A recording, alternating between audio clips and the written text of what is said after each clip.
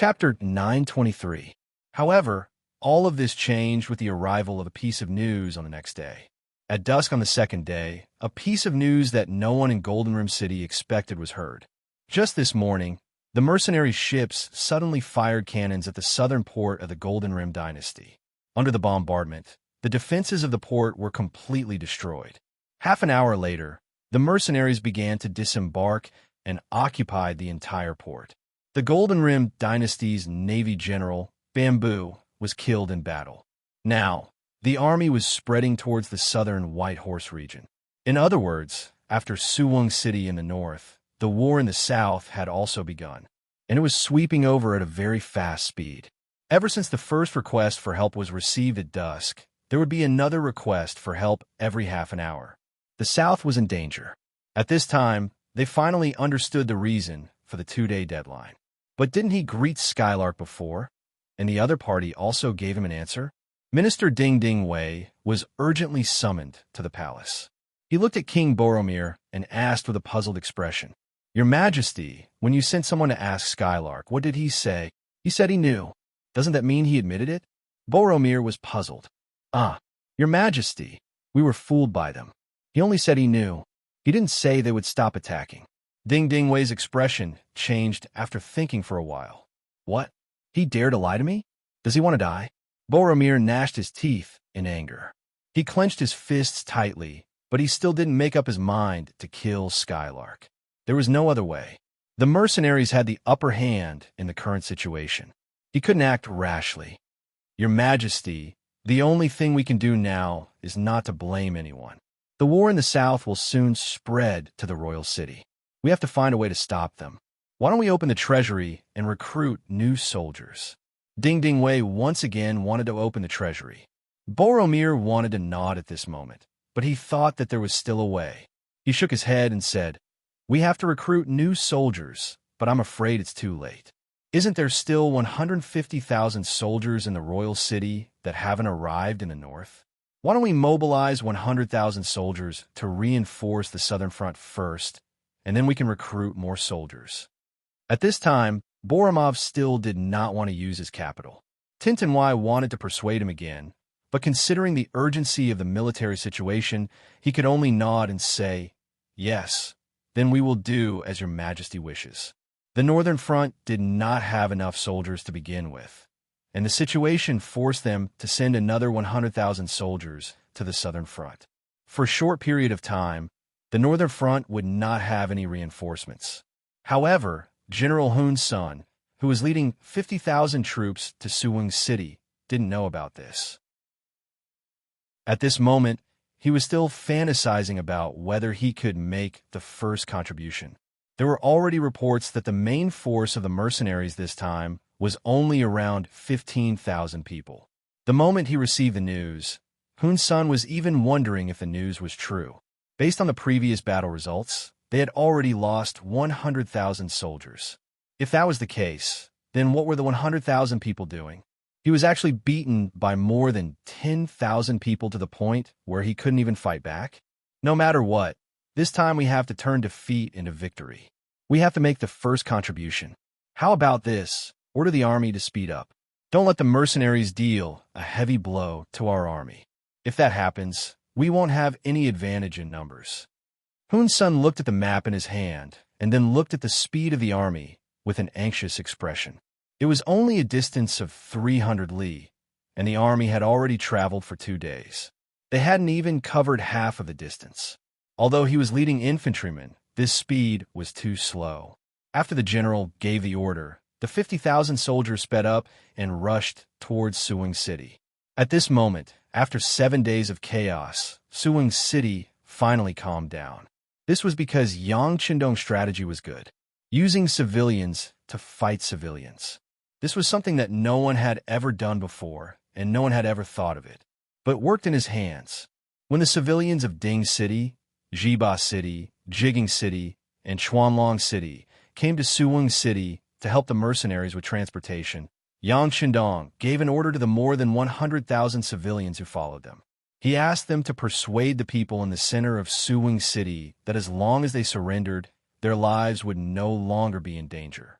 Not only that, if they were willing to work for the mercenaries, such as transporting spoils and supplies, carrying the wounded, persuading people to surrender, cleaning up the battlefield, burying the bodies of the dead soldiers, and so on, they would be paid silver. No one would feel bad about money, especially the civilians who followed the mercenaries at the beginning. They found that as long as they were obedient, the mercenaries would never beat or scold them. They would even nod when they met to show their friendliness. This was a treatment and respect that the Gilded Dynasty's army didn't give them. But now, the mercenaries gave them this treatment. Because of this, they could be respected and treated as human beings, plus the considerable amount of silver. Everyone's heart began to lean towards the mercenaries. The civilians were originally simple. They were the people who knew what was good and bad. As long as someone was good to them, they would be good to them in return. On the contrary, even if they were of the same race, if they were oppressed, they would also stand up and resist.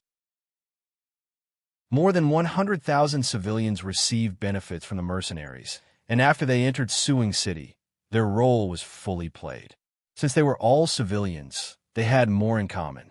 Under their word of mouth, many civilians were persuaded, some troublemakers were arrested, and the public security in the city was improved. The auxiliary soldiers also solved the problem of feeding the civilians by opening the granaries and other methods. Whether it was public security or order in Suing City, it was restored to the right track. From the moment the civilians entered the city, the chaos in the city was restored to order in just 2 days. Looking at this result, many people admired Yang Qindong even more. Beta Persei also flattered him more than once. "Young master, I admire you when it comes to fighting, but Beta Persei admires you even more when it comes to governing. It seems that there is nothing in the world that can stop you. You are really the reincarnation of an immortal. You are really—" Okay. One would vomit after listening to too much flattery. Although Beta Persei was speaking from the bottom of his heart, Yang Qindong still interrupted him and asked, "The 1st Cavalry Division and the 4th Division of the Cold Front have rested enough, right? They have rested for a long time. These days, they didn't have to worry about the things in the city. They were just resting." "Ha! Young master, Division Commander Tian and Division Commander Ling have come to you several times and asked to fight." Beta Persei chuckled. "Then, young master, I will give them a chance now. Tell them that there are 50,000 enemies outside the city. How to deal with them will be up to the 2 division commanders. This young master will not participate." Yang Qindong nodded. Previously, they had conquered several cities and defeated more than 100,000 enemies. It was easy to say, but in fact, it was just a matter of speed against speed. So many soldiers didn't get a good rest. Taking advantage of the chaos in Suing City, he gave the 2 divisions enough time to rest. Now that the blade was almost sharpened, it was time to unsheath it. After Yang Qindong gave the order, the 4th Division of the Cold Front and the 1st Cavalry Division left the city after dinner. It was obvious that they were going to launch a night attack again. Due to a lack of nutrition, the ancient armies often suffered from night blindness. This caused them to be at a disadvantage when marching or fighting at night. However, the mercenaries were different. Their nutrition was always balanced. With Crimson City as their base, they didn't lack money. Not only did they not suffer from night blindness, but because of their frequent night training, they were extremely proficient in night battles. So that night, the 2 divisions, which added up to less than 15,000 people, launched a fierce counterattack against the Golden Edge Army stationed 10 miles in front of Suing City. When the sound of guns and cannons rang out, the 50,000 unprepared Golden Edge Army was hit hard. Although they had sent out night guards, in front of the fierce attack of the 2 elite divisions, they could not withstand a single blow. The 50,000 soldiers were defeated separately. When the next day dawned, the ground was full of their corpses, as well as all kinds of weapons and provisions thrown everywhere. It was time to use the common people again. With the addition of the 300,000 people in Suing City, more than 400,000 people rushed out and the battlefield was quickly cleaned up. Those who were slow even left the city empty-handed and returned empty-handed. This was the power of the common people. As long as they were serious and willing to work hard, there was nothing they couldn't do. 50,000 enemies were either killed or captured within a short period of time, and only about 5,000 managed to escape. 90% of them were chased down by the two main divisions early in the morning. In the end, less than 500 of them managed to escape. It was these people who escaped that bumped into General Hun Sen's army that was rushing to Suing City, and then the news of the front line's defeat spread. The originally valiant and high-spirited Golden Edge Army's morale was suddenly hit hard. The army had no choice but to stop 100 miles away from Suing City. In the main tent, Hun Sen was interrogating the deserters, and then his roar came from the main tent. What? You're saying that 50,000 soldiers were wiped out in one night? And they chased you all the way without any intention of stopping? But the news said that the other side only had about 15,000 people. How'd they do it? And don't they need to clean up the battlefield?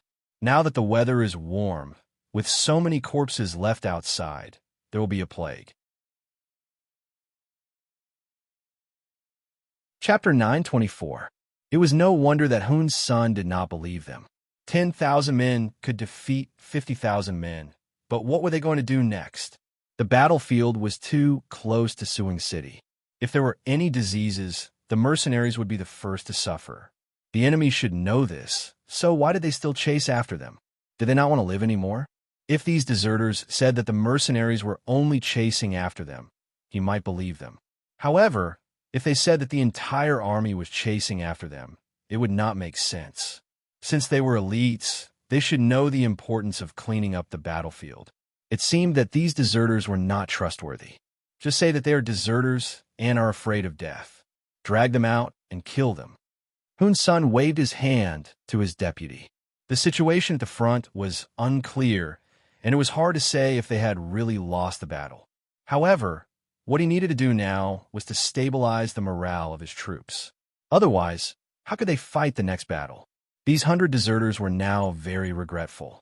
They didn't die under the fierce attack of the mercenaries and didn't surrender. However, they never thought that they would die in the hands of their own people. If they knew this would happen, they would have surrendered to the mercenaries. General, what do we do next? Do we continue to advance? The generals at the side asked. It's already dark. Let's rest for the night. Send more scouts so that they could figure out what was going on ahead. Also, let's sleep with one eye open. Hun Sen thought for a moment before giving the order. After knowing that the enemy was cavalry, they set up many horse traps and stakes outside the tent to prevent sneak attacks in the middle of the night. There were even people with bows and arrows in the dark, waiting for the mercenaries to appear so that they could catch them off guard. The night passed peacefully without any signs of danger. In the morning, the scouts at the front sent back news that they were about to reach Suing City. However, they did not find any corpses left behind from the battle. As for the whereabouts of the 50,000 men, they were still searching, and there was no news for the time being. Hun Sen laughed heartily when he saw the report from a scout. I told you that the 50,000 soldiers in front of us would be fine. Otherwise, how could we have cleaned up the battlefield so quickly after such a big battle? Humph! I was almost killed by those cowardly deserters. Killing them would be too easy for them. Give the order for the entire army to head to Suing City after breakfast. General, should we wait for the army there before we advance? A deputy general asked cautiously. It was understandable if one deserter said that, but more than 100 deserters said the same thing. This was suspicious. It doesn't matter. They must have taken advantage of the terrain to hide. As long as our main forces arrive, they will definitely come out. At that time, it will be time for us to counterattack. All right, inform the army to prepare to depart. Hun Sen said confidently. There was nothing wrong with being cautious in a battle. However, being overly cautious would be seen as cowardice. The gains would not make up for the losses. After a night's rest, the 50,000 Gold Edge elite troops set off again, heading towards Suing City, which was 100 miles away. Their movement was discovered by the scouts of the 1st Cavalry Division who were hiding in the dark. They quickly reported to their commander, Tian Hu was hiding in a valley nearby. Tian Hu laughed when he heard that the 50,000 elites of the Gold Edge dynasty were not ambushed. It seems that some people have the same idea as us. They have given up on the night attack. Yes, Lung Feng is indeed Lung Feng. They must have realized that the 50,000 enemies were the elites of the Gold Edge dynasty. Moreover, they were prepared. It would be difficult to ambush them, and they might even fall into the enemy's trap. The second commander, Lu Duo, nodded inside. That's right. Since everyone has made the same choice, the next attack should start soon. Brothers, we are the 1st Cavalry Division under the command of the 6th Young Master. No matter what, we can't lose to others. Our performance has been good. Now it's time to see who can take the head of Hun's senator. Are you confident? Tian Hu stood up.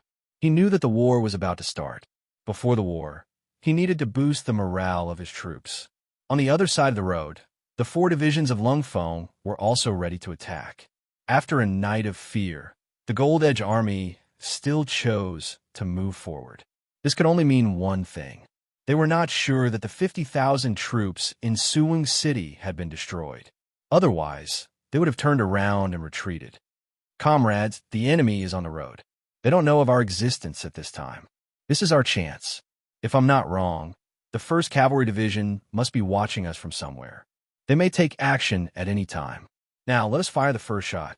In a while, all regiments and battalions will gather all the machine guns in your hands. Once the battle starts, rush forward like a hot knife through butter. Target the enemy's center. As long as we can capture or kill the enemy's commander, the enemy will fall into chaos. Then, it will be our moment of victory. Division Commander Ling De Chong summoned all the regimental commanders and battalion commanders of the 4 divisions and gave the order to prepare for battle. After the meeting, the officers returned to their respective units to make preparations. Half an hour later, when the 50,000 elite troops led by Hun's son entered the preset ambush, a loud bugle sounded. Then, countless soldiers in green military uniforms suddenly appeared on the ground. With machine gunners as the vanguard, they formed an attack force and rushed straight towards the enemy troops that were advancing towards Suwing City. The sound of the bugle shook the sky, followed by the continuous sound of gunfire. The soldiers of Golden Rim fell to the ground one by one, like crops blown down by the wind. What's going on? In the middle of the army, Hun's son, who was riding on a tall horse, asked loudly. If one looked carefully, one could see that there was a trace of panic in his eyes.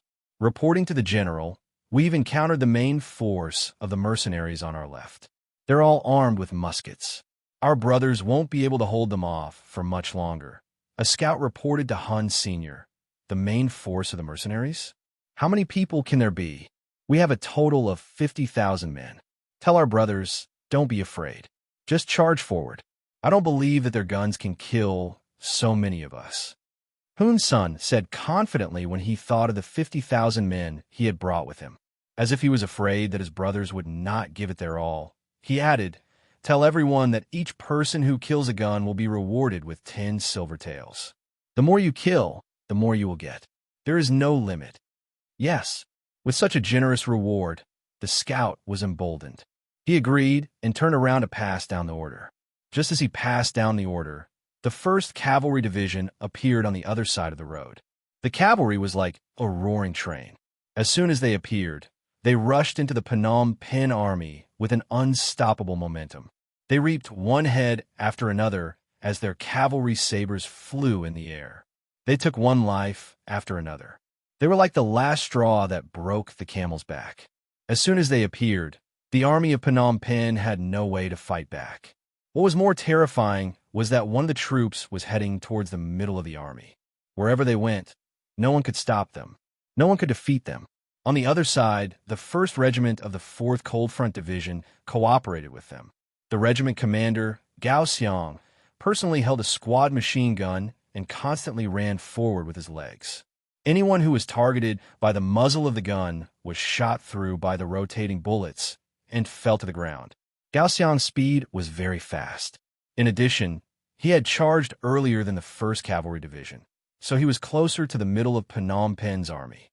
At this time, it was no longer a question of whether they could defeat the enemy, but a question of who could take the first credit. Originally, Hun's son had intentionally left 5,000 elite soldiers behind in the middle of the army to prevent the other party from launching an attack on him. In his opinion, with these soldiers protecting him, no matter how strong the enemy was, it was impossible for them to kill him so quickly. As long as the middle of the army was fine, he could command the front and rear troops to outflank the mercenaries and win the war. Who would have thought that the mercenaries were indeed heading straight for the center of the army? But their speed and impact were simply too fast. They were so fast that the 5,000 soldiers under his command actually fell into chaos as soon as they met the enemy. Then, in the face of such powerful combat power, cowards and deserters appeared. Don't be afraid. Hold on. The front and rear troops will soon come to save us. At that time, it will be time for us to fight back. Hun's son rode on the horse and shouted loudly, trying to boost the morale of the army. As he shouted and looked around, his face suddenly became frighteningly pale. The front troops were in chaos and were fleeing in all directions. The rear troops had already separated from the middle troops. At this moment, countless soldiers had already turned around and fled. They didn't even have the courage to face the enemy. Just like that, they became deserters. In fact, whether it was the guns of the 4th Cold Front Division or the sabers in the hands of the 1st Cavalry Division, they were far from what an ordinary army could compete with. Even though they were the 50,000 elites of Phnom Penh dynasty, their morale had long been slack when bad news came from the front. Now, in the face of a strong attack, who could summon up the courage to fight? Not to mention, whether it was bullets or sharp sabers, they were no match for them. What else could they do at this moment? Chapter 925. Seeing that the center of the army had been surrounded, there were no reinforcements. Hun's son cursed inwardly as he retreated with his soldiers. He knew that even before the battle started, he had already lost 3 points in terms of morale. In addition, the news said that the mercenaries liked to attack at night, so he wasn't prepared. As a result, he lost the initiative, and this battle was already a lost cause. Hun's son quickly made the decision to flee and left the center of the army. If he had remained in the center of the army, it might have taken some effort to find him. However, since he had left the main force, this group of men on horseback was extremely eye-catching. Hun's son, don't run. When Gao Xiang, the regiment commander of the 4th Division's 1st Regiment, saw the general riding a horse, dressed in bright armor, and saw the large banner with the word Hong on it, he immediately recognized the other party's identity. His eyes were bloodshot as he fiercely fired a volley of bullets forward. Soon after, a few gold-rimmed soldiers who were closer to him were hit and fell to the ground, immediately causing another group of soldiers to kneel and surrender. Bastard! Gao Xiang slapped the machine gun in his hand. He knew that he would not be able to catch up to Hun's son without a horse to ride. This great merit would fall into the hands of the 1st Cavalry Division. Hun's son could not outrun a horse. He turned around and saw that the mercenaries had been left behind. He let out a sigh of relief. Although he had lost the battle, he had at least managed to keep his life. He still had a chance to rise again. General, run.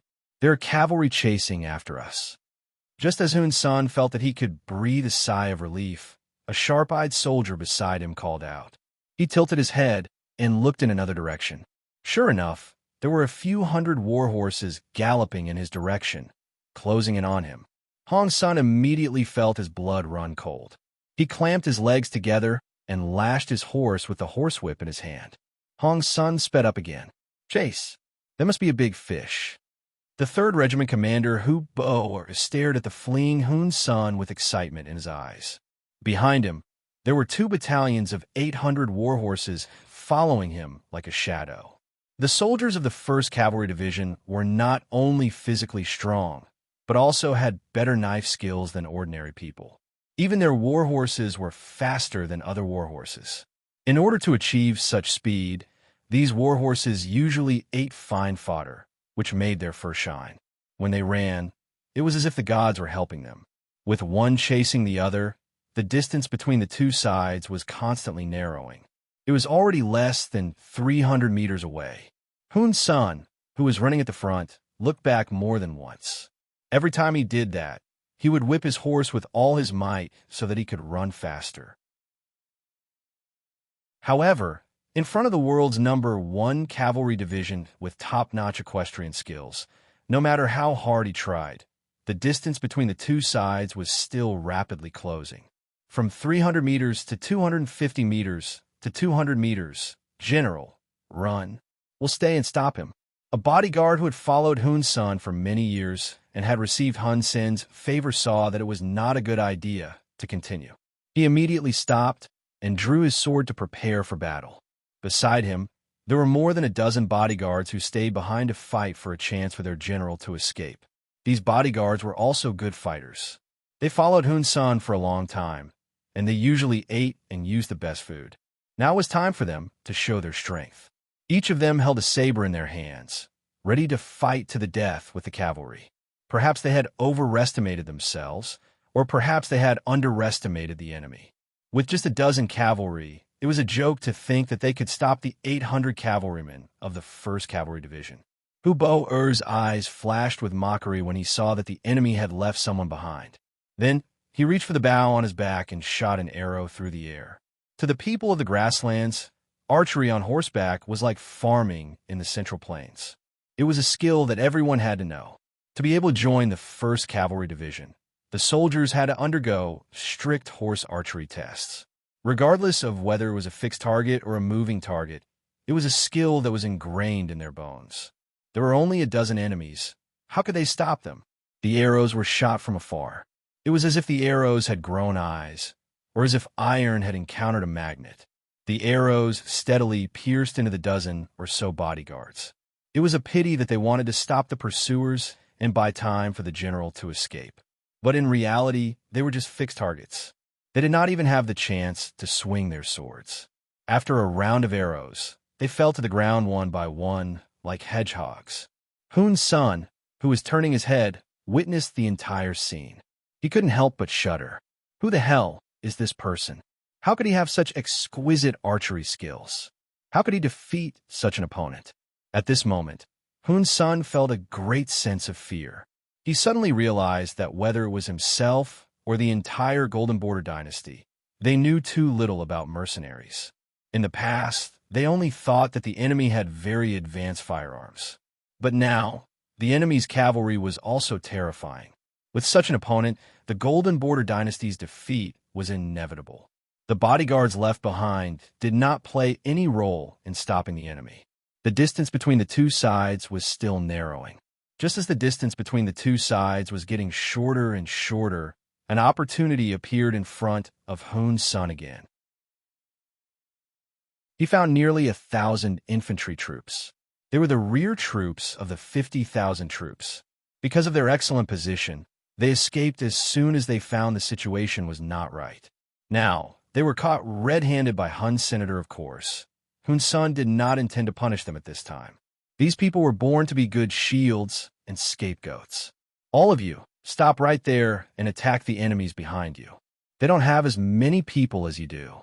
If anyone dares to run again, I will kill them immediately. Hun Sen's survival instincts made him speed up again, and his voice sounded even more anxious. More than 1,000 Golden Border soldiers, who were running away with their heads down, heard Hun Sen shout. When they looked back and saw that it was their general who was chasing after them, they all showed a gloomy expression.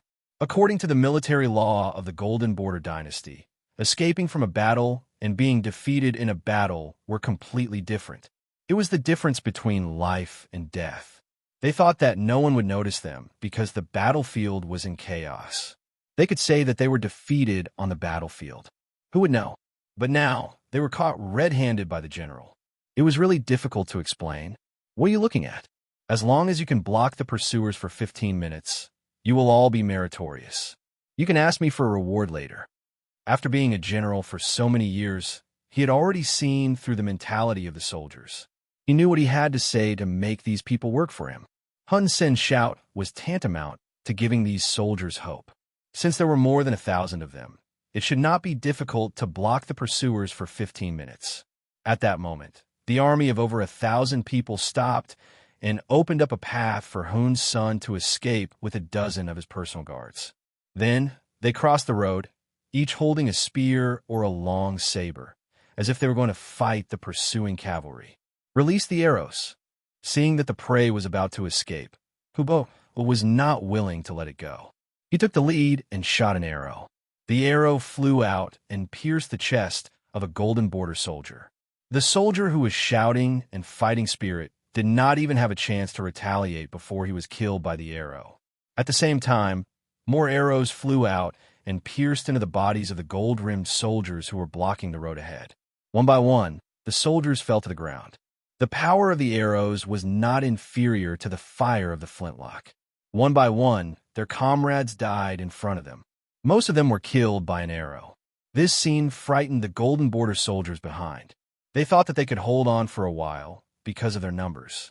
Only after fighting did they realize how laughable their thoughts were. Retreat, retreat quickly. Achilliarch, mixed in with the soldiers, saw how powerful the cavalry was. He knew that they could not stop the enemy with their strength. Forcing them to stay here would only be throwing away innocent lives. He immediately gave the order to retreat.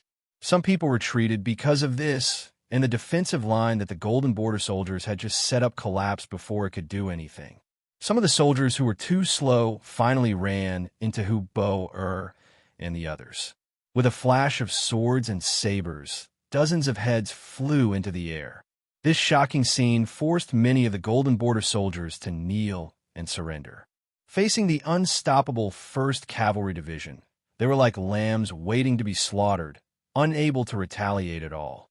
Hubo did not pay any attention to the kneeling golden border soldiers and continued to lead the cavalry forward. They passed by them and continued to chase after their target. General Hun's senator, Hun's son, used the thousands of soldiers as a meat shield to fight for a chance of survival. Just as he was about to take a breather, a soldier beside him fell from his horse with a plop. He was so shocked that his whole body trembled. He immediately turned around to take a look. What he saw almost scared his soul out of his body. The cavalry that he had left behind had reappeared, and they were less than an arrow's distance away from him. Save me. At this moment, Hun's son was truly scared out of his wits. He did not even think about surrendering. Instead, he instinctively screamed and whipped his horse in a panic, wanting to escape. Hubo did not intend to take Hun Sen's life with his first arrow. Since he was a big fish, he naturally wanted to capture him alive. However, when he saw that Hun's son was still struggling and trying to escape, he finally gave up the idea of capturing Hun's son alive. Riding on the horse, he raised his bow and shot at Hun Sen's back.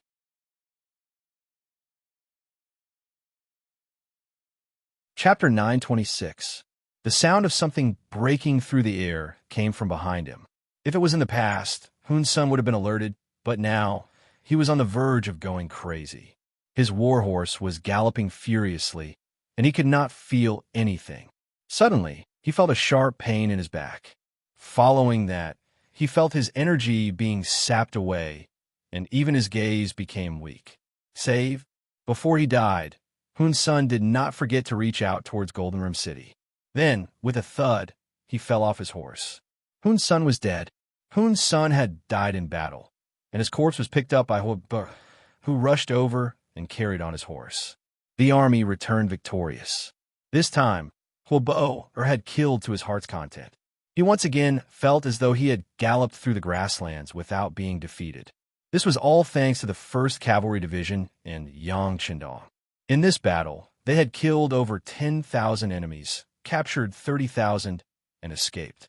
With such a result, the combined losses of the Cold Front Division and the 1st Cavalry Division only amounted to less than 100 casualties. Soon after, enchanting arrived and held a celebration. In front of the 8,000 auxiliary soldiers, 8,000 Laotian soldiers, and hundreds of thousands of civilians, he gave a great performance to the 1st Cavalry Division and the 4th Division of Lungphone. With a wave of his hand, 5 silver carriages were pushed out. These were the rewards he had given to the 2 divisions. After chasing Hun's son for tens of li, Hubo, who had killed Hun's son, was praised by enchanting. He was awarded a 2nd-class merit medal and a gold medal. He had also become the first knight of the 1st Cavalry Division to receive such an honor. Huobo received the medal from Yang Qindong with tears in his eyes. He then thanked Yang Qindong profusely, starting from how he was a defeated general. For someone of his status, after Huo's death, it should have been difficult for him to make a name for himself. However, the mercenaries did not care about your past, only your current performance. Huobo had a new lease of life, and his deeds quickly spread across the land. At the end of his speech, Huobo even thanked his teacher, Tian Hu, because it was Tian Hu who had set his eyes on Hun San at the very beginning, but he had given the opportunity to chase after the enemy. Just based on this, as a subordinate, he was convinced. At the same time, this incident also demonstrated Tian Hu's general demeanor. A truly qualified general should be like Tian Hu, knowing how to give credit to his subordinates. In this way, he could also receive the gratitude and loyalty of his subordinates at the same time. The silver was distributed on the spot and delivered to the hands of every meritorious soldier. This scene was seen clearly by others. At this moment, not only the auxiliary soldiers and the Lao army were envious, but also many young men of the Golden Border dynasty who were mixed among the civilians were envious. From what Huobo had said, they knew that this was a defeated general who had lost many times. If such a person could be put in an important position, what did they lack? As long as he was willing to work hard, wouldn't he still have a chance? At this moment, many people began to ask if the mercenaries were still recruiting and expressed their desire to join. When Beta Persei heard about this, he immediately reported to Yang Qindong, and then said with a look of admiration, "Young master, you're amazing. You defeated their country, but not only do they not hate you, they even want to join the army and serve you. That's because I can give them something that the Golden Border dynasty could not." Beta Persei, remember, the people are always like this. Whoever treats them well, they will get close to that person. They don't have a long history and culture, so they don't have a strong sense of nationality.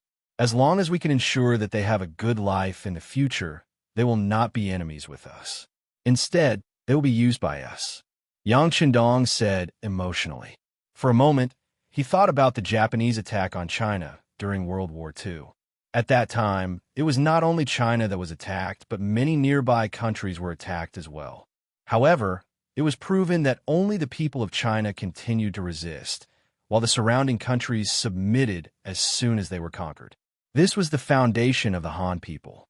Because they had a long history and had too many things to be proud of, they were destined to not allow the other races to be above them. This was the pride of the Han people, and also Yang Qindong's pride. What he needed to do next was to continue this pride and make it even more glorious. Let's go. Leave this place for the auxiliary soldiers and the people to clean up. The main force will head to Baromian City. With a wave of his hand, they began to move forward again. In Golden Border City, the news of Hun Sen's defeat and death spread like an earthquake, causing great damage and destruction to the capital.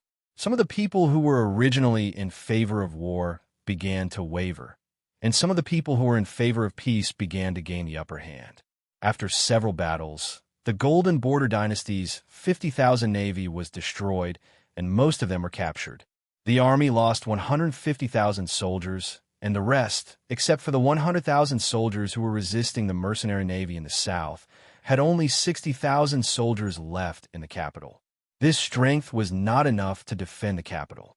At this moment, the Golden Border dynasty fell into an unprecedented crisis. In the palace of the capital, King Boromir was cursing. "Where are the reinforcements from Siam and Ava? When will they arrive?" "Your Majesty, the news has been sent. They are protesting in Laos and are preparing to send troops. However, the war came too suddenly, and they need time to prepare." Left Prime Minister Ding Dingwei had only been in office for a few days, but he seemed to have aged a lot. In the past few days, he had not slept much. Recruiting soldiers, setting up defenses, deploying troops, everything had to be done by him. He even had to do everything himself. People say that when a book is used, it will be used. When a country is in a life-and-death situation, there will be few people who can be used and few people who are loyal. Protest? Prepare? Ha ha ha. Boromir laughed wildly and shook his head. It's too late. It's too late. With the mercenary army's offensive, it would take them at most 10 days to reach the capital. Soon, the capital would be plunged into the flames of war. What would be the point of reinforcements arriving after that? Men, quickly inform the Spanish ships that we have agreed to their previous request, but they must help us drive the mercenaries out. Your Majesty. Tindinwai's body trembled when he heard this. He raised his head and looked at Boromir in disbelief. The Spanish are also ambitious. On the surface, they say that they want to rent our city, but in reality, they want to wedge a nail in our territory. They will slowly nibble away at our territory in the future. This king knows. This king knows everything. But do we have a choice now? The Spanish threat will come later, but the mercenaries are already in front of us. If there is no other way, our country will be destroyed. Boromir's eyes were filled with tears. One was a wolf, and the other was a tiger. It was not easy for him to be sandwiched between them. But now, in order to drive the tiger away, he could only take the initiative to lead the wolf into the door. Ding Ding Wei wanted to persuade him, but he didn't know what to say. As the minister of the left and the most trusted person of the king, he wanted to solve the king's worries and do something for the dynasty. But how could he change the situation with his own strength? At this moment, he could only sigh and shake his head with a face full of regret and hatred. He hated himself for not being able to solve all of this. Minister of the left, before the Spanish army arrives, we must defend the capital. This is our last trump card, Boromir said, as if he was exhausted. Yes. Ding Ding Wei nodded. This time, the loss of the Gilded Dynasty was too great. If they could withstand this ordeal, the next step would be to work hard, reform vigorously, and develop business and military. In any case, they had to find ways to be strong. Otherwise, they would be beaten if they fell behind. The carrier pigeon flew out of the palace and went straight to the hands of Kamoy, the envoy of the dynasty who had been staying in the Spanish warship. Looking at the imperial edict written by the king, Kamoy's face showed a painful expression. Then, he quickly sorted out his thoughts and adjusted himself to the best state. He strode toward the main cabin of the warship not far away.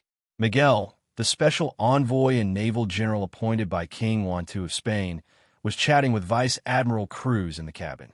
The content of their conversation was naturally the current situation. At this time, the Kingdom of Spain and the Kingdom of Portugal were Western powers. There were no hegemonic countries such as the United States, so they represented hegemony. Although the future Queen Isabel was only 3 years old, and it was impossible for her to marry Fernando, the Prince of Aragon, and the two kingdoms of Castile and Aragon had yet to be united through marriage, Spain was already very powerful and prosperous at this time. Just like Portugal, they followed the mercenary ships across the Pacific Ocean and came to the Eastern world. They discovered civilized human beings here decades ago, and at the same time, their ambitions began to be exposed. As a special envoy, General Miguel soon became addicted to the Eastern world after discovering it. He found that the silk, porcelain, tea, and so on here were all things that the Western world did not have and were in short supply. He found that there were too many novel things here, various goods in the Crimson City. He found that the weapons here were very backward, and they were still swords from the cold weapon era. They were far inferior to the guns and cannons they use now. After discovering too many things, his selfishness also became inflated. The idea of wanting to use good things for himself was suddenly born. His eyes naturally fell on the weak dynasty of gold. Through understanding, Miguel found that although the strength of the countries in the Eastern world was average, they had a large population. It was almost impossible to dominate with the 20 warships and 2,000 soldiers he brought. If he wanted to gain a foothold here, the first step was to occupy a place and use it to slowly expand and develop.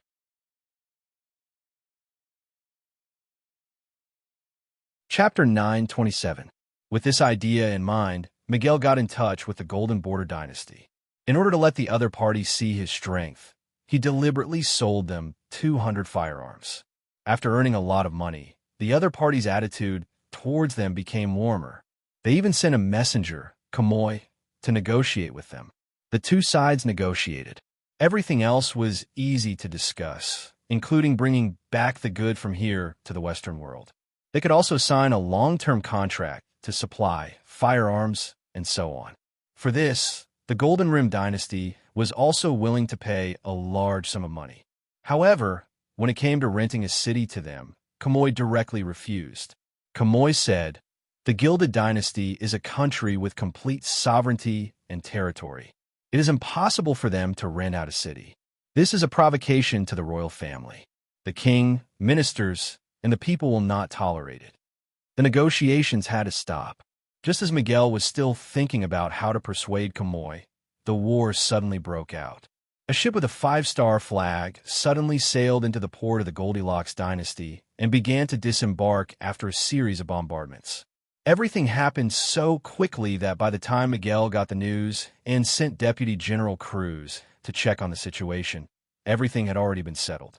Because of this, Kurlutz did not have the chance to see the moment when the mercenary navy showed off their power. This sowed the root of their destruction not long after. The port of the Golden Border Dynasty was opened by the mercenary military force, so there was no need for peace talks. Miguel decided to wait and see. He wanted to see who won and who lost, and how he would benefit from it. He did not have to wait too long. Before the war was over, Kamui appeared and expressed that their king was willing to rent a seaside city to the Spanish Navy. He did not even want any reward. He only asked them to drive the mercenary ships out of the sea. In the previous negotiations, Special Envoy Miguel bragged more than once about how powerful their navy is, how terrifying the power of their artillery is, and so on. In short, they described themselves as invincible in the world. Kamui came with the intention of King Boromir, which made Envoy Miguel very happy. However, he didn't agree immediately because, in his eyes, mercenaries were a better partner. The other party had more novel goods. Now that the Golden Rim dynasty was in danger and was about to be occupied by the mercenaries, why not have a good talk with the mercenaries? In such a sensitive period, he might get more benefits. He only said that he needed to think about it, and sent Kamui away. Then, Envoy Miguel called his deputy general, Cruz, and asked him to talk to the mercenaries on his behalf. However, this time, the cities they rented had increased from 1 to 3. Miguel's learning ability was very strong. During this period of time, he learned that Eastern businessmen always liked to bargain when talking about things. Sometimes, the asking price might be a frightening amount, but the real transaction price would be very low. When he first came here, he had suffered a lot because of this. Now that he had experience, he wanted 3 cities. In his opinion, even if he couldn't reach an agreement, he could still negotiate. At least 2 cities shouldn't be a problem. But he didn't know that it was impossible for the mercenaries to negotiate with them about territorial issues. His approach was just asking for trouble. Cruz, who received the order, came to the port of Gombo in a warship disguised as a merchant ship. But what he didn't expect was that his ship wasn't approved. In desperation, he had to drive a small boat into the port and saw Long Yuntian, the commander of the 1st Marine Army's 3rd Division, who was commanding the overall situation here. With Yang Qindong's words, Long Yuntian was not only no longer the acting head, but also the commander of the 3rd Division. His gratitude was needless to say. He had already made up his mind to follow the 6th young master for a lifetime. At this time, he was commanding the 4th Marine Division to cooperate with the 6th young master's attack from the north. The Marine Cold Front was a dragon on the sea and a tiger on land. They were powerful. Although the Golden Rim dynasty sent 100,000 troops to support them, they didn't gain any advantage in the hands of Long Yuntian. They completed the orders of the 6th young master very well and destroyed the 50,000 Marines of the Golden Rim dynasty and captured most of the enemy. Long Yuntian was in a good mood these days because he also restrained the other side's 100,000 Marines. He received a report from the soldiers that a Spanish general wanted to see him. With curiosity and a good mood, the two sat together face to face in a courtyard in the port of Gombo. Cruz had a typical Westerner's face, white skin, and blue eyes.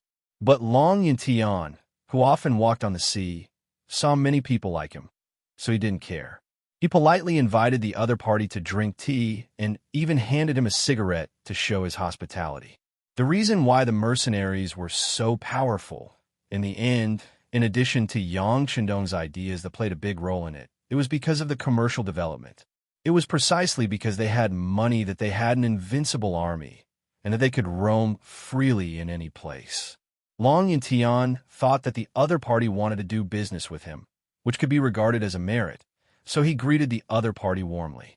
Unexpectedly, the expectation was too different from what he imagined. The other party actually wanted to rent a seaside city and asked for 3 at once. He also deliberately pointed out that the mercenaries and the Golden Rim dynasty were in a stalemate, and the Golden Rim dynasty had agreed to their request to rent a city. The indirect meaning was very obvious. The Golden Rim dynasty agreed. If the mercenaries didn't agree, then the next course of action for the Spanish warships was very clear. Damn, only 20 warships, and they are so arrogant. They don't want to live. After hearing the other party's request, Long Yuntian's face showed an angry look. The translator sent by the First Red Nest Academy didn't speak. He knew that some words couldn't be translated casually. What did he say? Cruz looked at the translator puzzled. Although he didn't understand Chinese, he could see that Long Yuntian's expression seemed to be a bit wrong, and his mood seemed to be a little bad. Division Commander Long said that he can't decide on this matter and needs to ask for instructions from above. The translator had no choice but to find an excuse with a smile. Well, then we'll wait for you to make a decision, but please hurry up. Our warships are parked not far away. As long as you agree, we can immediately provide artillery support to help you repel the soldiers of the Golden Rim dynasty. Cruz said proudly. At this moment, it was as if he could dominate the battle with a single move. Okay. The interpreter nodded with a smile, then conveyed Kurlut's message to Long Yintian. At the end, he added some words of his own. Commander Long, you should ask the dean before making a decision on this matter. Well, yes, ask the 6th young master. Long Yintian nodded and agreed. He asked the translator to arrange a place for Cruz to rest. He went to the telegraph room and reported what happened here. The telegram was quickly sent to Yang Chendong. After reading it, his face was as calm as water, but the movements of his hands had completely exposed his thoughts. The telegram was tightly clenched into a ball by his right hand. Beta Persei, telegram. Beta Persei, who rarely saw the 6th young master angry, immediately took out his pen and paper. At the same time, he felt sad for some people. Although he didn't know what the telegram was about, provoking the young master was no different from provoking the king of hell. The telegram was sent out and quickly reached Long Yuntian's hands. Looking at the telegram in his hand, his expression was first surprised, then excited, and then dignified. Then he shouted, "Come, invite that Spanish Deputy General over." 3 hours later, Deputy General Cruz reappeared on the Spanish warship and reported the whole negotiation to the envoy Miguel. Oh, did they agree? Miguel's face revealed a hint of surprise. Yes, General. Not only did they agree, but they also fully satisfied our requirements. They will give us 3 cities as a foothold. Haha. In fact, this is easy to figure out. These territories are not theirs to begin with. Naturally, they won't feel bad about giving them away. Of course, they also made 2 requests. Cruz smiled and took out the contract he signed with Long Yintian. What were the requests? Miguel asked. First, find out the military headquarters of the Goldilocks dynasty in the south, and then destroy them. Second, hand over the messenger of the Goldilocks dynasty, Kamoy, to them. When Cruz said these 2 requests, there was no strange look on his face. Not only him, but even Miguel also did not show a curious look. It was probably because these 2 requests were nothing to him at all. Or perhaps this was an opportunity for them to show their strong combat power. It was a way to show off their means. Okay, agree to them. This time, we will use this opportunity to attack the people of the Goldilocks dynasty and let the mercenaries see our strength.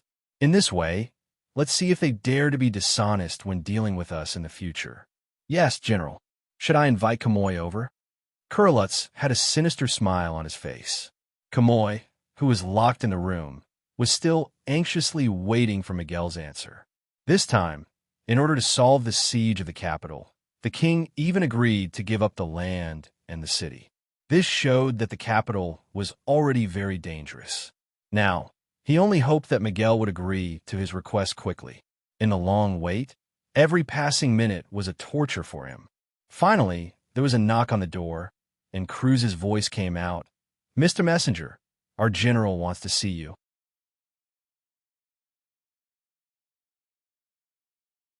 Chapter 928. Camoy met Miguel again as he wished, and then got a very satisfactory result. The other party agreed to the deal and proposed to meet with their commanding general to discuss how to deal with the mercenaries.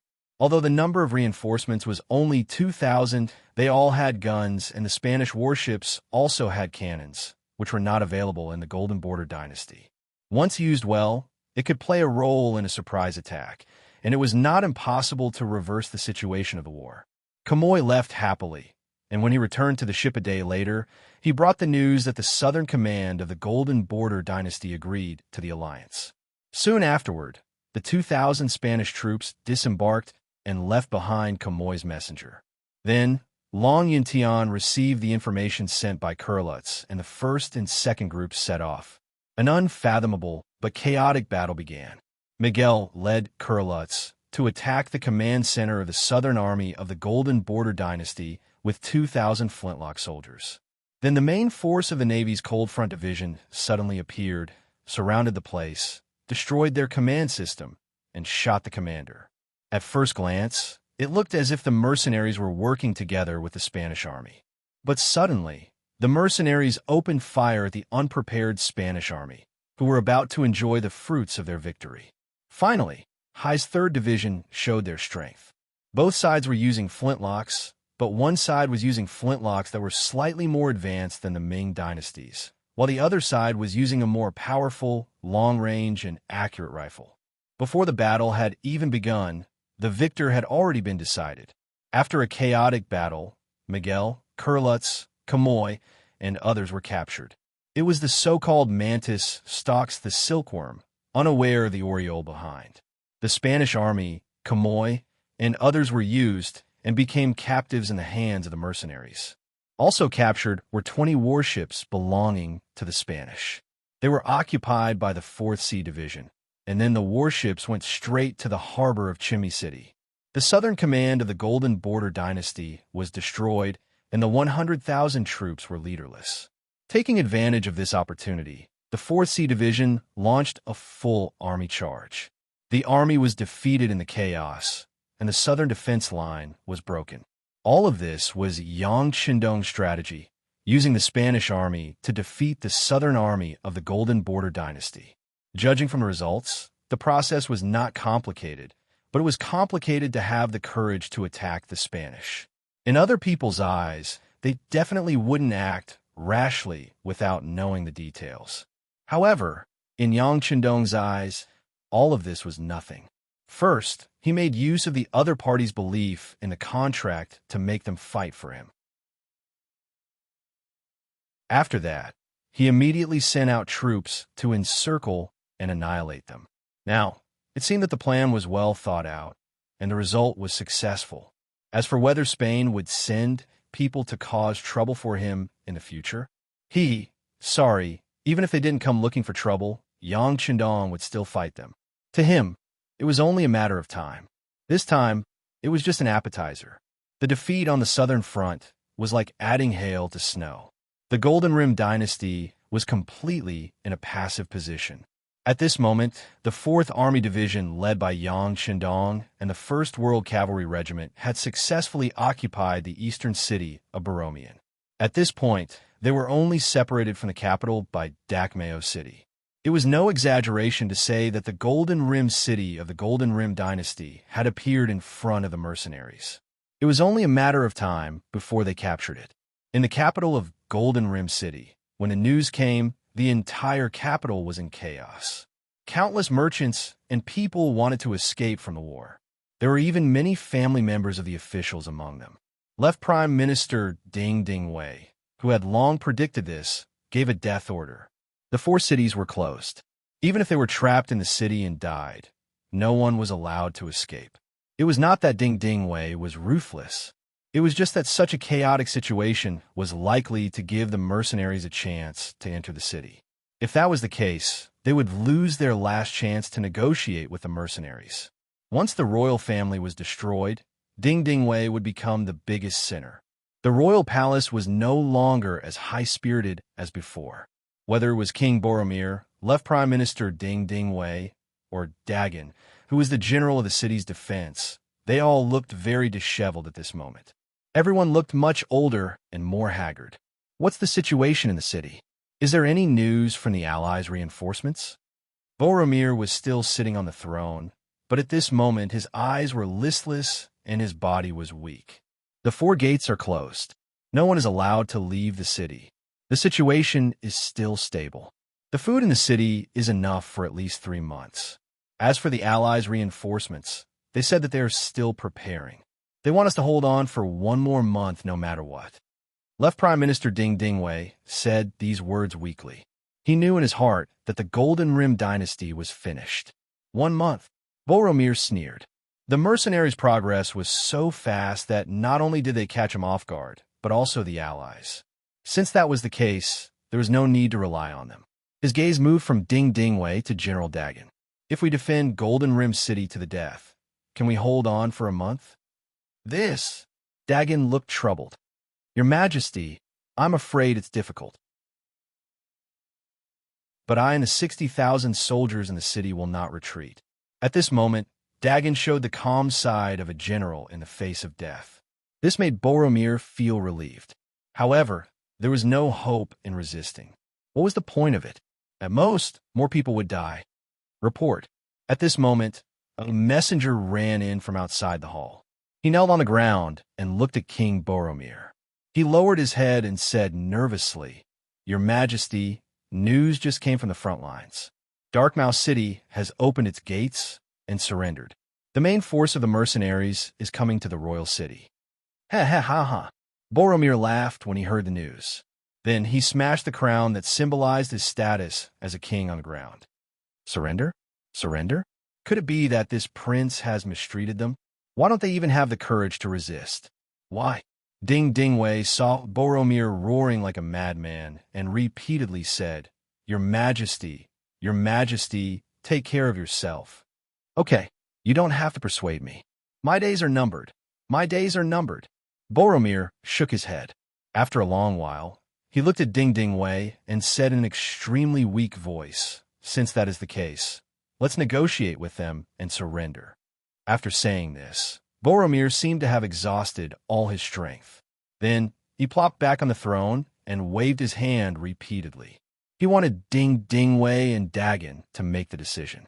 The 2 civil and military officials wanted to say some words of comfort, but they felt that anything they said would be useless. They cupped their hands and left.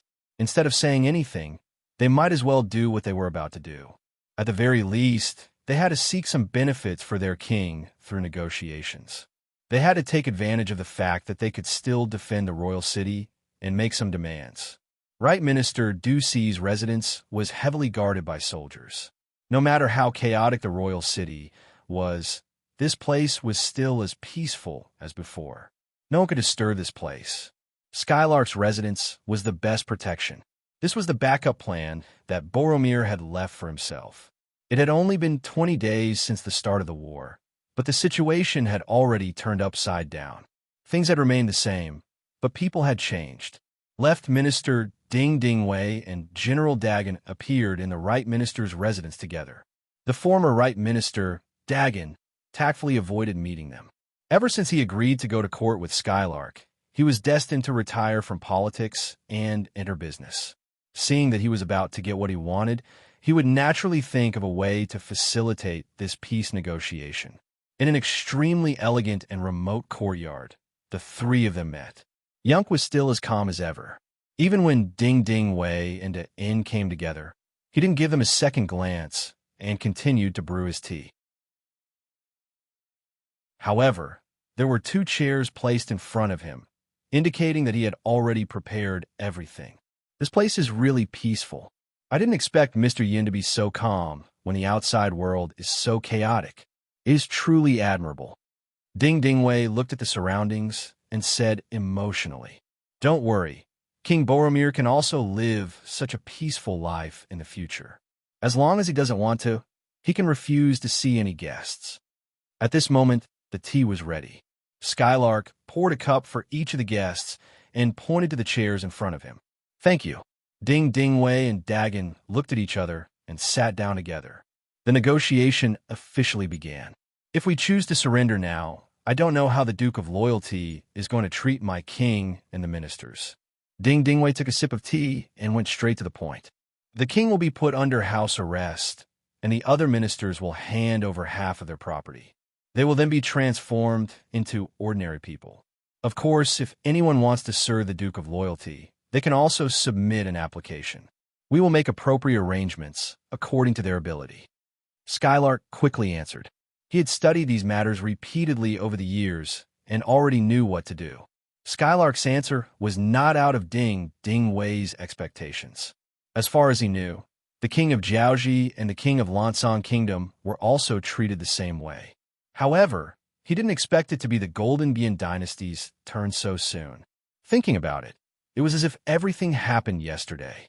Although he knew that things should be done this way, since it was a peace negotiation, of course, he had to strive for more conditions that were beneficial to him. Ding Dingwei immediately said, "I still have 60,000 soldiers in the capital, and I still have the ability to fight. My king is not a defeated king. It seems a bit unreasonable to still have the same conditions." "Oh, you still have 60,000 soldiers?" Skylark seemed to be interested and raised his head.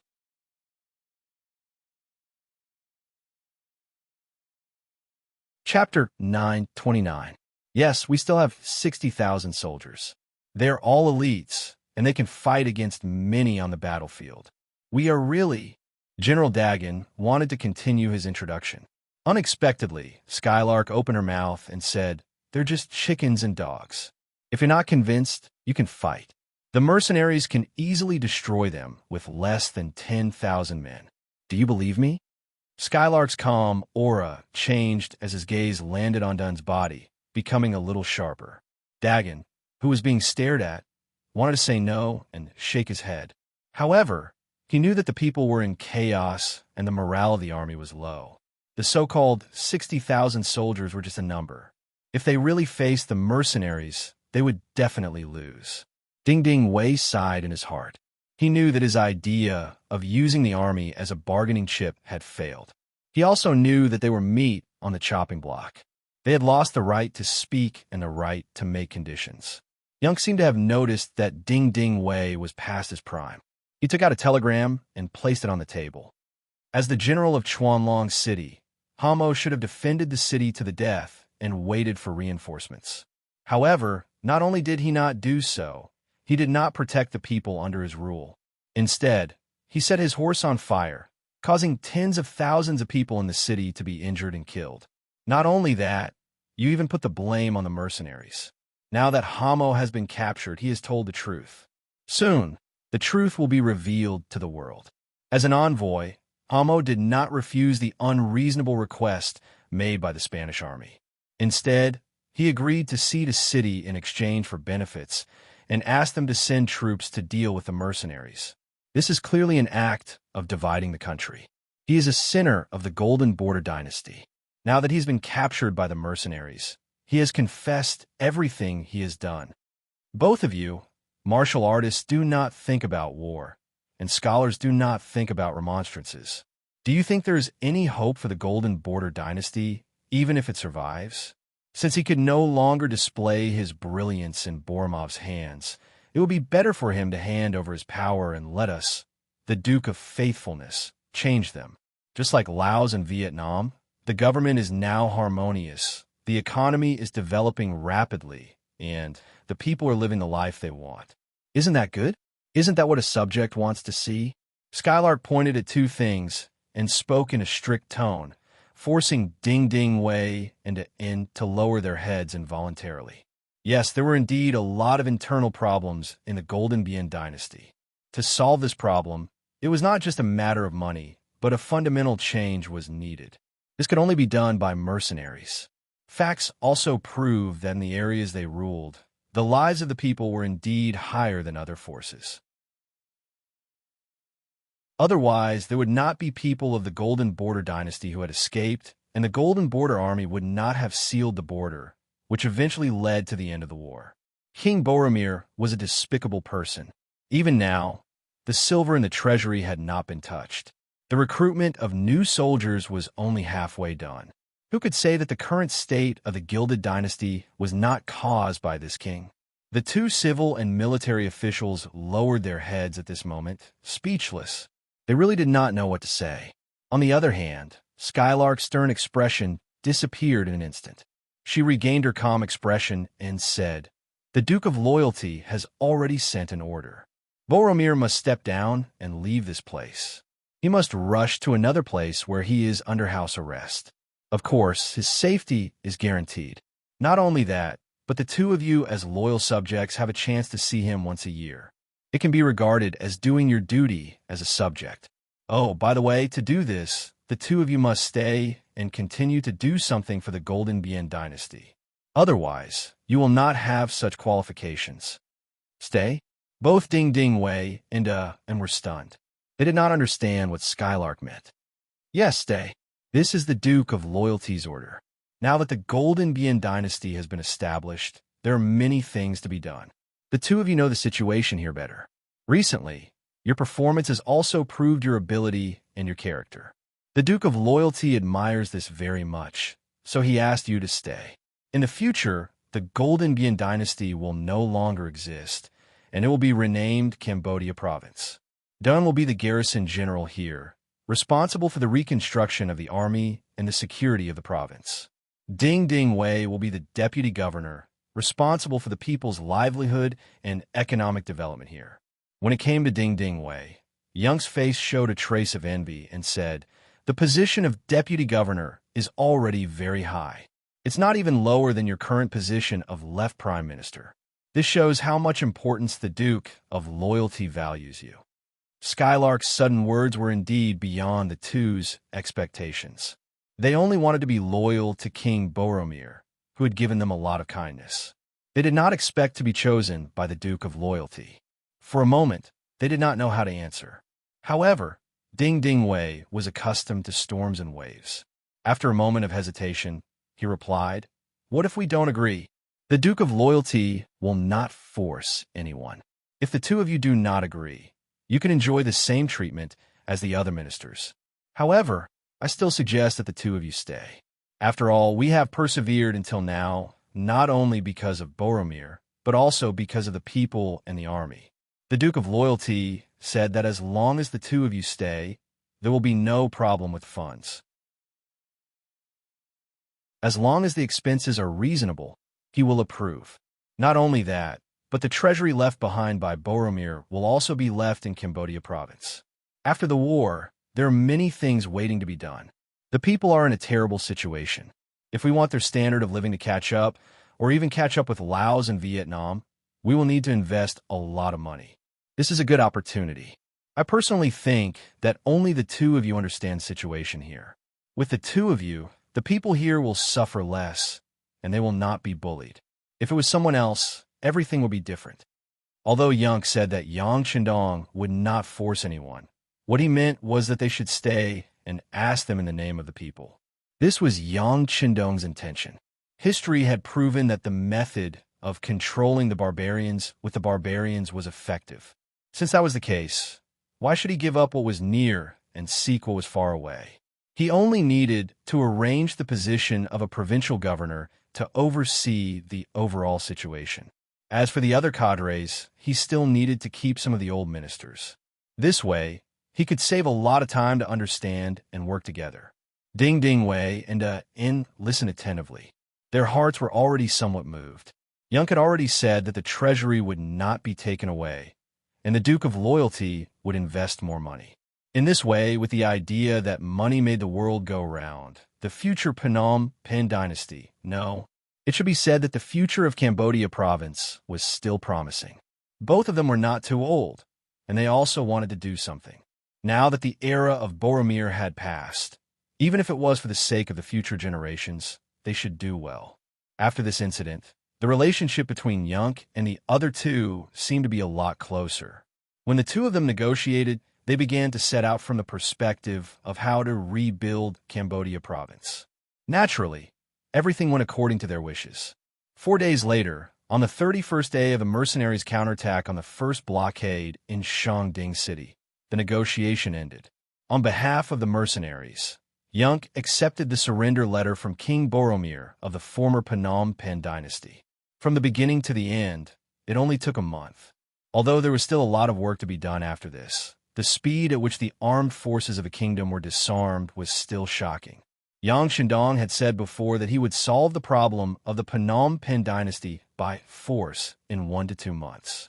Now he had done it, and it was done with the best standards. This made Luan Xiaochun, the governor of Laos, who was in charge of logistics, feel less pressure.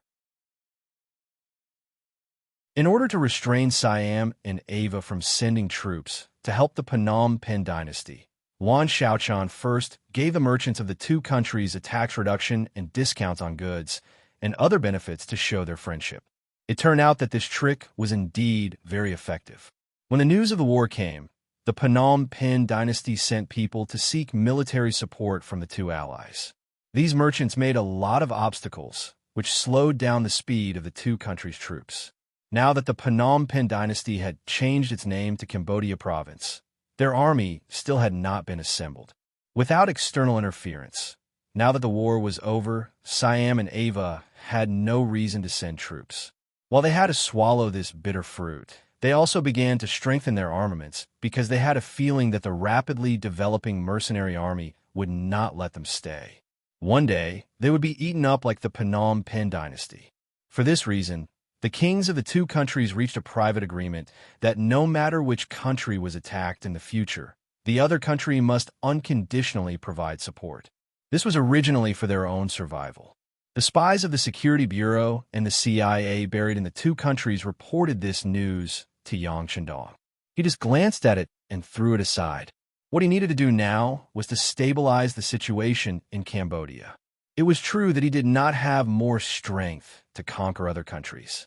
It was not that he did not have enough soldiers to conquer these two small countries, but that he did not have enough manpower to occupy and manage them.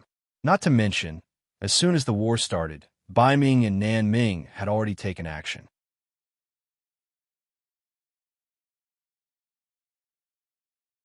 Chapter 9:30.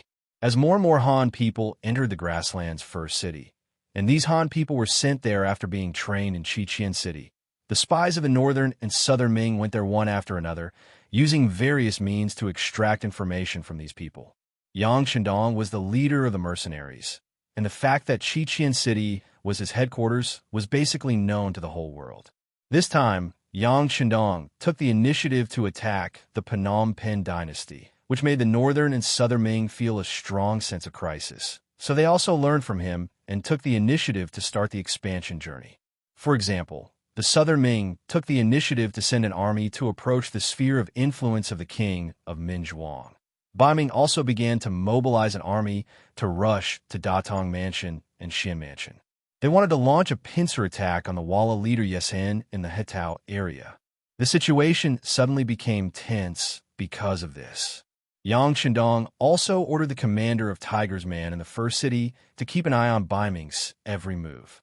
Once they found out that they had bad intentions, they should not be soft-hearted or afraid. When the enemy attacked, they just had to deal with them properly.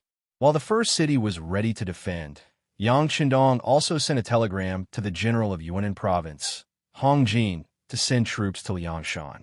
He wanted to show his presence in front of the forces of Bai Ming and the king of Minzhuang, and also indirectly warned both sides to be careful of his existence as a fisherman.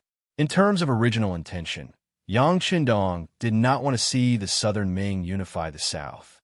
A strong and complete southern Ming was not what Yang Shindong wanted to see now.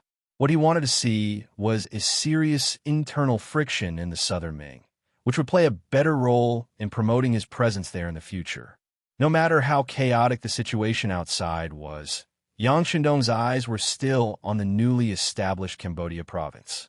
When the capital, Phnom Penh City, also opened its door and surrendered, and King Boromir was secretly sent to Chichen City, the previously prepared 340,000 people also went down the Mekong River. Among the 340,000 people, there were Han people in Chichen City, Mongols in the first city, and foreigners in Laos and Yunnan province. Yang Shandong adopted the method of mixing sand to reduce the proportion of the original residents.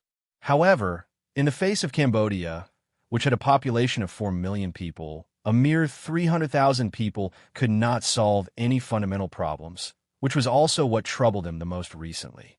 Sun Xiaowang was one of the cadres that Yu Qian, the governor of Chichen City, valued highly. When he was less than 40 years old, he was found to have the ability to manage and see the overall situation. He began to be put in an important position and participated in the construction of Chichen City. This time, when Yang Shandong asked Yu Qian for him, he was entrusted with an important position and became the first governor of Cambodia province. At this time, he was standing in the palace of Phnom Penh City, reporting to Yang Shandong about his work and some of the difficulties he was facing now. Governor's son, leave a quarter of the palace as my office in the future. You can rebuild the rest of the place into a commercial street. Compared to the special geographical location of Cambodia province, this place will become an important base for the business of the sea route. If it is done well, the business here will be very promising. This can also make this place a place to generate tax. You must seize the opportunity. Looking at Sun Xiaowang, Yang Shandong gave advice on the local conditions. Yes, sixth young master, Xiaowang understands. Sun Xiaowang replied in a deep voice. Although in terms of age, he was much older than Yang Shandong, it did not prevent him from admiring the sixth young master. Perhaps in the entire Chichen City, there was no one who did not respect the sixth young master who had brought them everything they had today. Compared to Laos and Vietnam province, Cambodia's territory is not very big. It should be easier to manage. I will see your performance. By the way, do you have any difficulties? Feel free to tell me. If I can solve it, I will help you. Yang Shandong spoke again. This time, he met Sun Xiaowang not only to encourage him in his work, but also to help him solve practical problems. Everything was ready. Logically speaking, Sun Xiaowang only needed to develop slowly according to the plan. It was only a matter of time before changes and gains were made. However, since he had the opportunity to make a request, he would not miss it. Sixth young master, if it's possible, can you move some of the people here away? You said just now that Cambodia's territory is not very big, but it has a large population. With such a large population base, according to the previous regulations, the land is not enough to be distributed. You can't expect everyone to go into business, right? Although some factories will be built here in the future, it will still take time. During this time, many people will have nothing to do. I am worried that as time goes by, tell me, how many people do you think it is appropriate to move? Yang Shandong waited for Sun Xiaowang to report the data. When he opened his mouth, he went straight to the heart of the problem. Half. If you can move half of the population, I can guarantee that everyone here will have something to do. The situation will be completely stable, and the speed of development in the future will be good. Finally, Sun Xiaowang seized the opportunity and demanded an exorbitant price. He wanted to move 2 million people. 2 million? Yang Shandong did not expect Sun Xiaowang's request to be so high. However, when he thought that Sun Xiaowang was doing it for work, he did not refuse. Instead, he quickly nodded and said, "Okay, I will think of a way." Originally, he wanted a bargain, but he did not expect that the sixth young master would agree. Sun Xiaowang was very happy and nodded repeatedly to express his gratitude. "You don't have to thank me. You're doing this to do a good job. I can find a way to move 2 million people out for you. But you have to remember that once this place is restored to its original state, there will still be outsiders who want to move in. At that time, you're not allowed to talk about conditions and difficulties." Yang Shandong gave a warning in advance. "Sixth young master, don't worry. I know." Sun Xiaowang stood at attention and promised. Now that Cambodia was just established, it needed the help of others. In the future, when they became stronger, they would naturally help other regions. Sun Xiaowang was very clear about this. Not long after, Sun Xiaowang left happily, leaving Yang Chendong standing there looking at the map with his brows furrowed. Looking at his current forces, needless to say, Chichen City was the place where the Han people gathered. People from Cambodia were not qualified to go there, so they could be excluded. Sure City had the smallest population, about 200,000. However, it was not rich in resources, so it was difficult to be self-sufficient. Therefore, he could not send a large number of people there. Vietnamese province already had a population of 3 million. It was not impossible to accommodate more people, but it would only increase the burden there. The same was true for Lao province, which had a population of 3 million. It also needed development, but it could not absorb more people.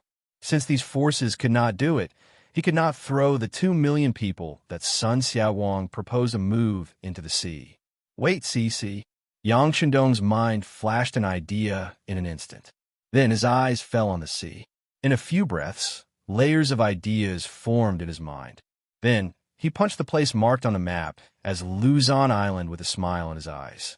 In ancient times, Luzon Island was a small country called Luzon.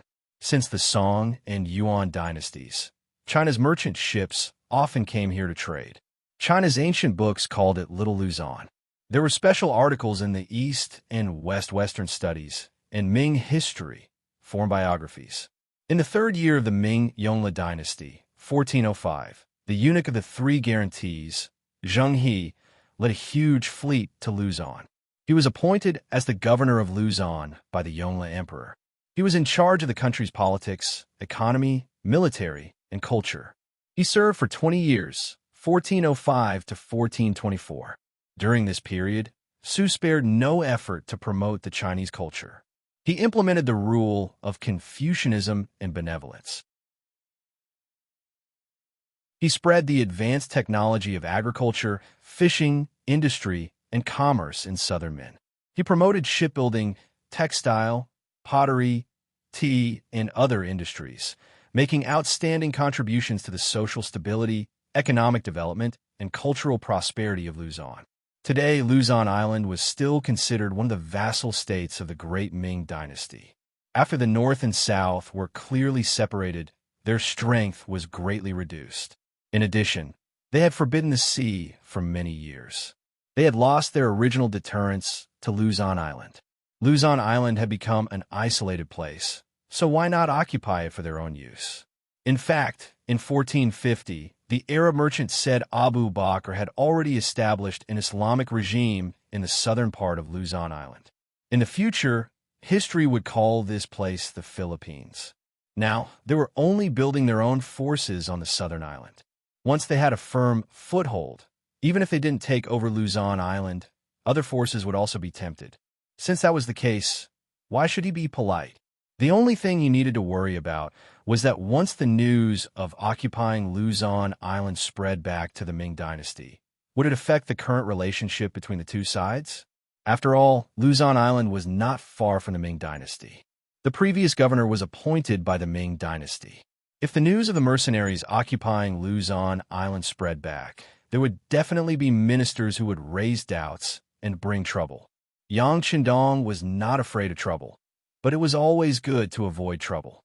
Suddenly, Yang Chendong thought of something and asked Beta Persei, who was standing next to him, "Beta Persei, I remember that we seem to have captured 20 large and medium-sized warships from Spain, right?" "Yes, young master. Those warships are very different from our warships. They have been sent to the shipyard in Cheng City for research." Beta Persei didn't know what was going on, but he still answered truthfully. "Very good. Send a telegram to Commander Gao Xiong immediately. Tell him that I want to see him and ask him to come quickly." Yang Chendong nodded. Learning from each other's strengths to make up for one's weaknesses was what he taught the technicians in Cheng City. They were able to combine it with reality, which made him very pleased. Of course, he was even happier about the great use these 20 warships would bring to him. Beta Persei sent the telegram. 3 days later, Commander Gao Xiong rushed all the way from the sea to the port of Kampot.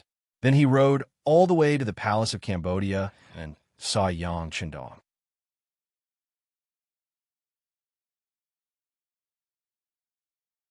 Chapter 9:31. As soon as the two sides met, Yang Chendong pointed to the Luzon Island area on the sand table and asked Gao Xiong, "How is it? Do you have the confidence to conquer this place in one bite?" Gao Xiong, who looked at the sand table, was surprised. "Luzon Island." "Yes, it's Luzon Island." Yang Chendong nodded in agreement. Gao Xiong did not answer immediately. Instead, he thought for a moment before replying, "Sixth young master, our people have landed on this island more than once. We are very clear about the situation inside. Their defense is very weak. There is no problem in taking them down. However, there are many Han people there, and they have a close relationship with the Great Ming Dynasty. If we attack them, I'm afraid." Gao Xiong did not continue, but the meaning was very clear. If they attacked Luzon Island, it would cause dissatisfaction from the Great Ming Dynasty. Now, all the supply and demand of the first city had to pass through the land of Baiming. Once the relationship was strained, there would be no benefits between them. It doesn't matter. Times have changed. With our current strength, we can't launch an attack on the southern Baiming Dynasty, but we can still wipe out some of the forces in the periphery. Besides, this time we don't have to use the banner of mercenaries. You know that your 3rd Sea Division captured 20 Spanish ships before, right? Yang Chendong only gave a slight hint, but Gao Xiong immediately understood the meaning behind it. He immediately said, "Sixth young master, you want to arrange them to attack Luzon Island?" "Oh, I understand. Please rest assured, sixth young master. I will prepare it immediately. I promise that no one will know about it. This is our intention." "He good. Commander Gao, this time we have dealt with the Spanish ships. I believe that it won't be long before they send more people. In addition, the Portuguese ships are still wandering in this area. No matter how good the things are, it won't be enough for so many people to share it. What's more, this young master has never thought of sharing with them. Even if one day the conditions permit, we will go out and occupy more places, so the construction of the Navy is not waiting for us. Just one army is not enough." Does the sixth young master mean that he wants to form an army? Gao Xiong was smart, and he immediately understood the hidden meaning behind those words. Yes. Next, they would need to form another army, but there would be more armies in the future. In the future, when the armies were combined, they would still need to form a division. There is still a long way to go. As for you, you have to be prepared to shoulder the heavy burden. After we take down Luzon Island, we will establish the Navy headquarters. At that time, you will be the first deputy commander. Yang Chendong patted Gao Xiong's shoulder. Gao Xiong was steady, had a strong view of the big picture, and was good at commanding.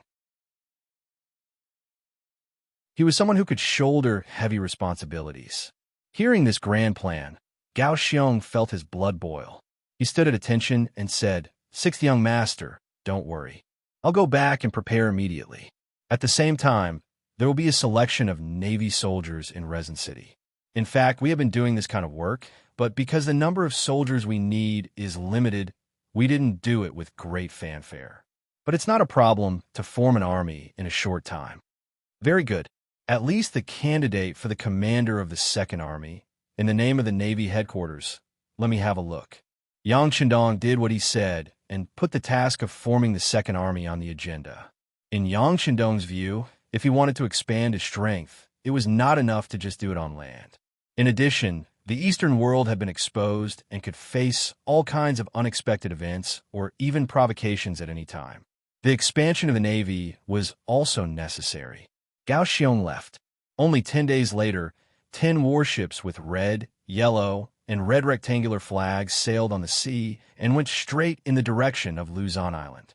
It seemed that this was just a simple voyage, but no one knew that all the officers and soldiers of the 1st Sea Division were curled up on these 10 ships, giving a very crowded feeling. This time, it was the 1st Sea Division that received the task.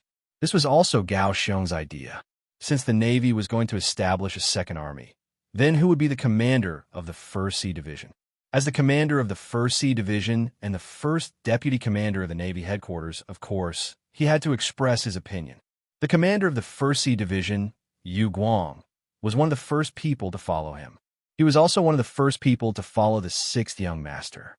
He had the ability and qualifications, so he chose this person as the candidate for the commander of the 2nd Sea Division. This time, the capture of Luzon Island gave him an opportunity to show his face in front of the 6th young master. Yu Guang naturally grasped the opportunity given to him by the army commander.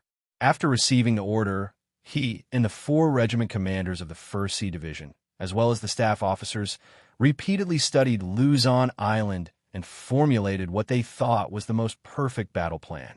When the 10 ships with the Spanish flag arrived at the northernmost dock of Luzon Island on the pretext of trade, the 4th Sea Division was responsible for controlling the port. The 1st, 2nd, and 3rd Sea Division launched a lightning raid from 3 different directions and soon controlled most of the areas around the Kago River. The Luzon government, which originally only had 50,000 soldiers and was still spread out for defense, fell in just 5 days. The already declining Governor Chenrong was captured alive, and the entire Luzon Island became a new territory for the mercenaries. On the 2nd day after Luzon changed its flag, a large number of ships with the flag of 5 stars suddenly appeared. They surrounded the 10 ships with the flag of Spain, and after a fierce battle, they destroyed them. The main commander, Miguel, and the deputy commander, Cruz, were captured and then taken away in public. This scene was witnessed by many merchants at the northern port of Luzon. At this point, the plan was successfully completed. Yang Qindong used the 2 captured enemy generals and the 10 ships to act and reasonably occupy Luzon Island. They had defeated the Western powers and returned safely to Luzon Island. When the news spread, even if the Southern and Southern Ming dynasties knew about it, they could not say anything.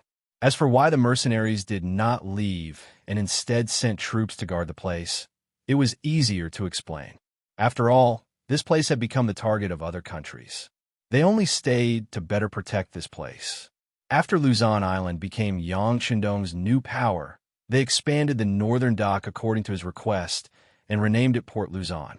At the same time, a new city, Luzon City, was built on the island.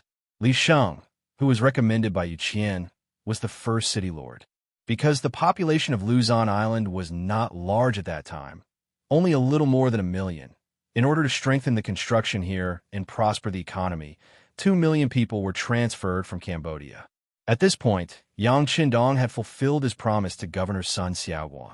After Luzon Island became a member of Yang Qindong's sphere of influence, they had successfully taken control of the Ming dynasty's South China Sea. Relying on Ryukyu Island, Luzon Island, and the docks and harbors of Yunnan Province, they had formed a pocket above the sea. Without their consent, any ships of any power that entered this place might face a heavy blow from 3 sides. The mission of capturing Luzon Island was successfully completed. The time came to May of 1454 AD. At this time, the second wife, Qiao Yin, was about to give birth. Yang Qindong gave up all military affairs and returned to Chinan City to accompany Qiao Yin, who was about to give birth, to wait for the birth of his first child. Yang Qindong stopped, and the provinces under his power also settled down. Those that should be developed continued to develop, and those that should be stabilized seized the time to stabilize. The Navy headquarters also passed a resolution to build the Second Sea Army, appointing Yue Guang as the commander. There were 4, 5, and 6 naval divisions under his command, with a total of more than 26,000 officers.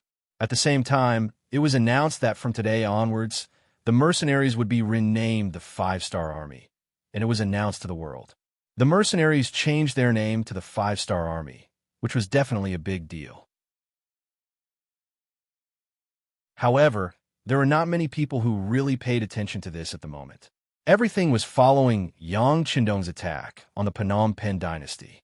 The various forces also took the opportunity to seek opportunities to seize their own benefits. Shortly after learning the news that the mercenaries launched an attack on the Phnom Penh dynasty, the king of Minzhuang, Zhu Huaiqiu, proclaimed himself King Nanming and announced to the world. Not long after, he sent troops to Yunnan, where King Mu Bin of Shiping was located. For King Nanming, Zhu Huaiqiu, his location was not satisfactory. To the north and east, there was Baiming's army, to the west, there was King Mu's army, and to the south, there was the mercenaries' territory of Yunnan province. He was surrounded on all sides, and there was not even a safe way out. Once something happened, wouldn't his life be in danger? In order to solve this problem, he was bound to kill his way out. After thinking about it, he set his target on Yunnan, where King Shiping was located.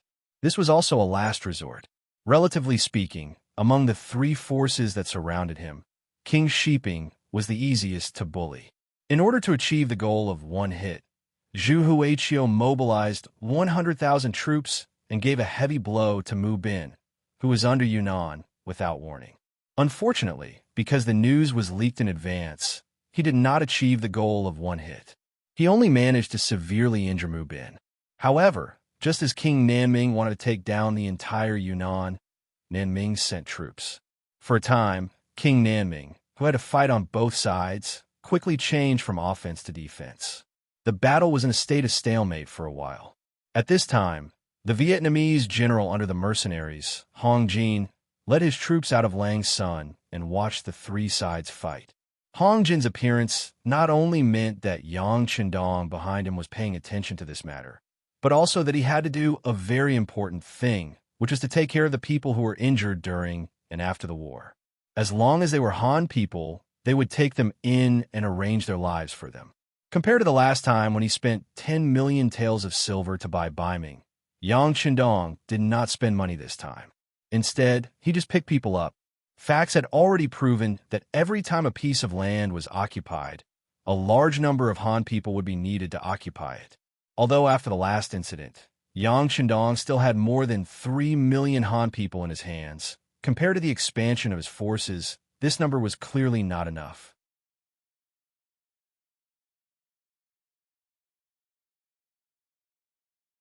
Chapter 932. Restoring the glory of the Han people and bringing them to the top of the world had always been Yang Qindong's life goal that had never changed. In order to achieve this goal, he needed more Han people. He needed to spread them everywhere like seeds. Seeking more Han people to join him in the war was a very good way. The mercenaries began to take in the Han people and arrange for their food, clothing, housing, and transportation. Under the arrangement of the two major intelligence agencies, this matter quickly spread throughout the battlefield. For a time, many Han people who had been affected by the war and had no home to return to seemed to have found the light. They thought of ways to rush to Langshan from where they originally were.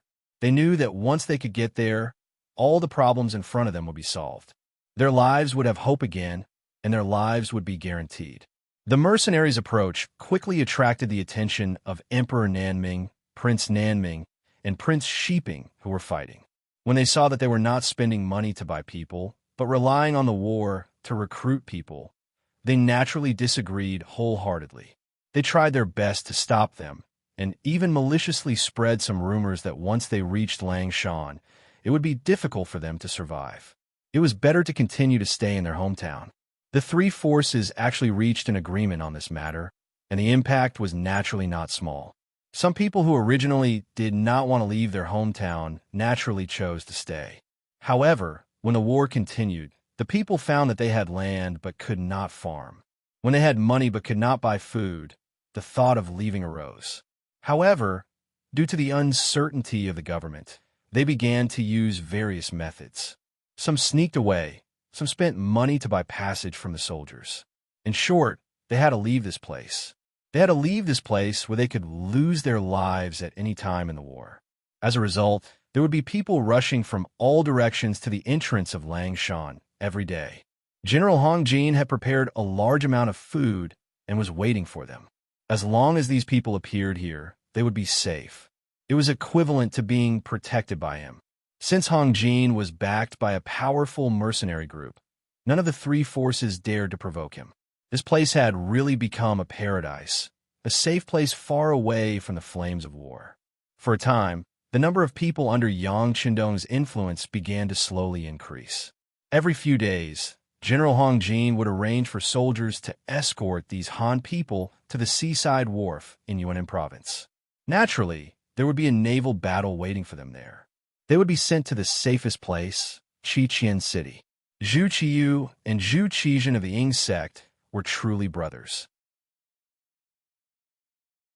The Southern Ming Empire had already started the war, and the Northern Ming Empire was also preparing for war. Dai Zong issued an edict to change the name of the Northern Ming Empire's territory to Liaodong. At the same time, he recruited 100,000 cavalrymen from there for the expedition to the west. At the same time, they also bought war horses in Liaodong. They wanted to build a strong cavalry force to the world. However, the number of war horses in the Liaodong region was limited, and many of them had to be purchased from various forces in the grassland. If one were to talk about who was the strongest in the Mongol Empire and who had the most horses, it would undoubtedly be First City. Shurcheng was built by Yang Qindong with a lot of effort. In terms of personal effort, it was far more than Qiqian City. For Qiqian City, he only took out a lot of things from the warehouse and put forward some feasible suggestions. It was far from Shurcheng, which was built by him alone. Shurcheng was the first Siamese city built by Yang Qindong on the grassland. It had political significance and symbolic significance. It was also the economic and cultural center that he built personally. It was a model city. Not only did it have the largest commercial street in the grassland, but it was also the largest vegetable base, grain foundation, and war horse breeding base in the grassland. As early as when the city was being built, Yang Qindong spent a lot of money to buy a lot of stallions at a high price. He also hired many experienced horse breeders to breed and cultivate the war horses. After 2 years, there were finally results. The number of war horses began to increase, and Shurcheng became the largest war horse breeding base in the grassland. In fact, the breeding of war horses was not difficult. As long as there were talents and materials, it could be built. Moreover, the climate of the grassland was suitable for the growth of war horses. However, other people could not do this. It was not that they were not determined enough, but that they did not invest enough. Just like when the Tang Empire was established, because they invested enough, the war horses were quickly cultivated, which led to the defeat of the Turks. Now, with strong financial resources and the existence of a mercenary army, there was no need to worry about anyone targeting them. The scale of the war horse breeding base was getting bigger and bigger, so Bai Ming had no choice but to target them. Naturally, even if Bai Ming had such thoughts, he would not dare to openly snatch it. According to the report of the Xian Mansion's chief soldier, Shi Wanshan, the combat strength of the mercenary army in the first city was very strong. Just the combat strength of a new army was daunting. Not to mention, there were more than 20,000 mercenary cavalry in the North Desert City, which was thousands of miles away from the first city. Once there was danger here, the other party would arrive in less than 3 days. If one wanted to snatch it by force, there would be no other result other than asking for trouble. Since they could not rob them, they could only consider spending money to buy them. However, Bai Ming's money was used on the training of millions of new soldiers and the development of guns and cannons. How much money would they have to buy war horses? Moreover, the price of a good war horse was not cheap. It must be said that there were indeed some talents in Northern Ming. Soon, there were ministers who proposed to buy horses on credit. For example, they were willing to use the future expenses of the mercenaries to offset the cost. There were also people who proposed to borrow money from the Yang family bank in Northern Ming. Since businessmen could take a loan, why couldn't Bai Ming do it? These suggestions made Zhu Qiyu, who was having a headache, overjoyed. He immediately agreed. On one hand, he arranged for Chief Eunuch Jin Ying to negotiate with the person in charge of the Yang family bank in the capital.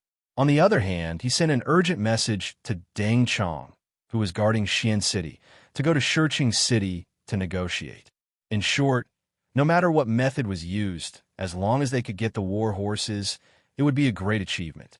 In Zhu Qiyu's view, he was the emperor of country. Whatever he wanted, he would definitely get it. However, in front of the mercenary army, this thought was broken. In short, the mercenary army only recognized money and not people. Deng Chong was naturally rebuffed. City Lord Yumian's answer was very simple. Considering that they were all Han people and Yang Shandong was the Duke of Loyalty, they were not outsiders. The war horses could be sold to them, but they had to take out enough money. Otherwise, there was nothing to talk about. The Yang family bank was even simpler. You borrowed 5 million taels of silver from us last year and haven't returned a single cent. How can we lend you money now? This was not in line with the development of business and was not allowed. The two sides that had high hopes were both heavily damaged. This result made Zhu Qiyu very depressed and angry. He felt that he had lost face. However, he did not have the courage of his ancestors and did not have the strength of his ancestors. Facing the mercenary army that was not weaker than them, he could not do anything. At this time, the North Korean envoy came to Beiming and came to pay tribute like in the past. All of this happened because of this tribute. In 1338 AD, the Goryeo king sent Li Chungue to attack the new Gandusi region. Li Chungue took the chance to start a coup. In 1392 AD, Li Chungue deposed the Goryeo king and became the king himself. He changed the name of the country to North Korea and set the capital as Hanyang, modern Seoul. The North Korean dynasty promoted Confucianism and rejected Buddhism. Adopting the doctrine of the big picture towards the Great Ming, that is, pledging allegiance to the Great Ming. This was one of the reasons why Ming Taizu declared not to conquer the country. North Korea and the Great Ming dynasty were both non-conquering countries, but North Korea had a closer relationship with the Great Ming dynasty. This might be due to their geographical location. Since the establishment of North Korea, every king had to be recognized by the Great Ming dynasty before they could ascend the throne and be regarded as the legitimate ruler. The relationship between the two sides was so good that when North Korea sent an envoy to pay tribute, the Beiming emperor would give them face and meet him. This time was no different from the past. Zhu Qiyu still wanted to meet the North Korean envoy, as usual. The difference was that the envoy this time was not sent by the sixth king of North Korea, Li Hongwa. Instead, it was a subordinate of Li Hongwa's uncle, Lord Shoyang. At this time, North Korea was going through the Guiyue-Jing disaster. The so-called Guiyue-Jing disaster happened during the reign of Emperor Duanzong of North Korea. It was an incident where Emperor Duanzong's uncle, Lord Shoyang, usurped the throne in a coup. In essence, it was a matter of the North Korean royal family killing each other. The imperial court of the Northern Ming dynasty had also received news from the secret agents of the embroidered uniform guard that they had sent there. However, considering that this was another country's internal affairs and that the Northern Ming dynasty had many headaches, they did not pay much attention to it. Perhaps the Beiming imperial court already knew, or perhaps they did not know and did not care. In short, the current situation in North Korea was gradually becoming clear. Li Hongwa's faction had the upper hand. This time, Zheng Linji, who came as a special envoy, was the person Li Hongwa valued the most. Zheng Linji had just been appointed by Li Hongwa before he came to Beiming. He was the leader of the North Korean Yi dynasty's highest administrative organization, the parliamentary government. He was at the first rank and was equivalent to the Prime Minister or Prime Minister of China. Sending such an important minister over was only for one thing. That was, once Li Ming completely defeated Li Hongxian, he would have a legitimate reason to request Northern Ming to make Li Ming the new king. Zhu Qiyu, who was at the banquet, did not care about the North Korea matter. Perhaps in his opinion, it was not a big deal. North Korea was just a small country and did not deserve his attention. However, Zheng Linji, who felt good about himself, did not think this way. When he came, Li Hongwa told him that in order to get Beiming support, he could do some things to show their existence. For example, the issue of mercenaries.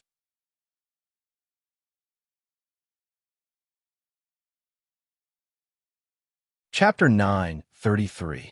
During the banquet, seeing that Dai Zong and Zhu Qiyu were not in high spirits, and even when they were drinking, Zheng Linji asked in a low voice, "Great Emperor of the Great Ming Dynasty, is there something bothering you? Why don't you tell me? Maybe I can help you with some ideas." "You?" Zhu Qiyu raised his head slightly and sneered. He didn't mean to look down on North Korea, but he clearly looked down on North Korea. In his eyes, he never treated North Korea as a dish. If he couldn't solve the problem, what could the other party do? Zheng Linji didn't get angry when he saw Zhu Qiyu's disregard. He knew very well that his identity couldn't enter the other party's eyes. It's just that he came with a mission, so even if he didn't want to talk, he had to. Seeing that Zhu Qiyu didn't intend to speak again, he took the initiative to say, "Great Emperor of the Great Ming Dynasty, I guess that you have a headache because of the warhorse." Zhu Qiyu, who didn't care at first, became more focused this time, and when he looked at Zheng Linji, he became more formal. Seeing that he had successfully attracted the other party's attention, Zheng Linji was happy and continued, "If it's because of this matter, I really have a way." Oh, this time, Zhu Qiyu was even more surprised. He didn't expect that a small vassal state's minister would have some knowledge. If it was in the past, maybe he wouldn't care, but now, with a desperate mentality, he nodded and said, "Okay, then let's go to the palace after the banquet." "Thank you, Great Emperor of the Great Ming Dynasty."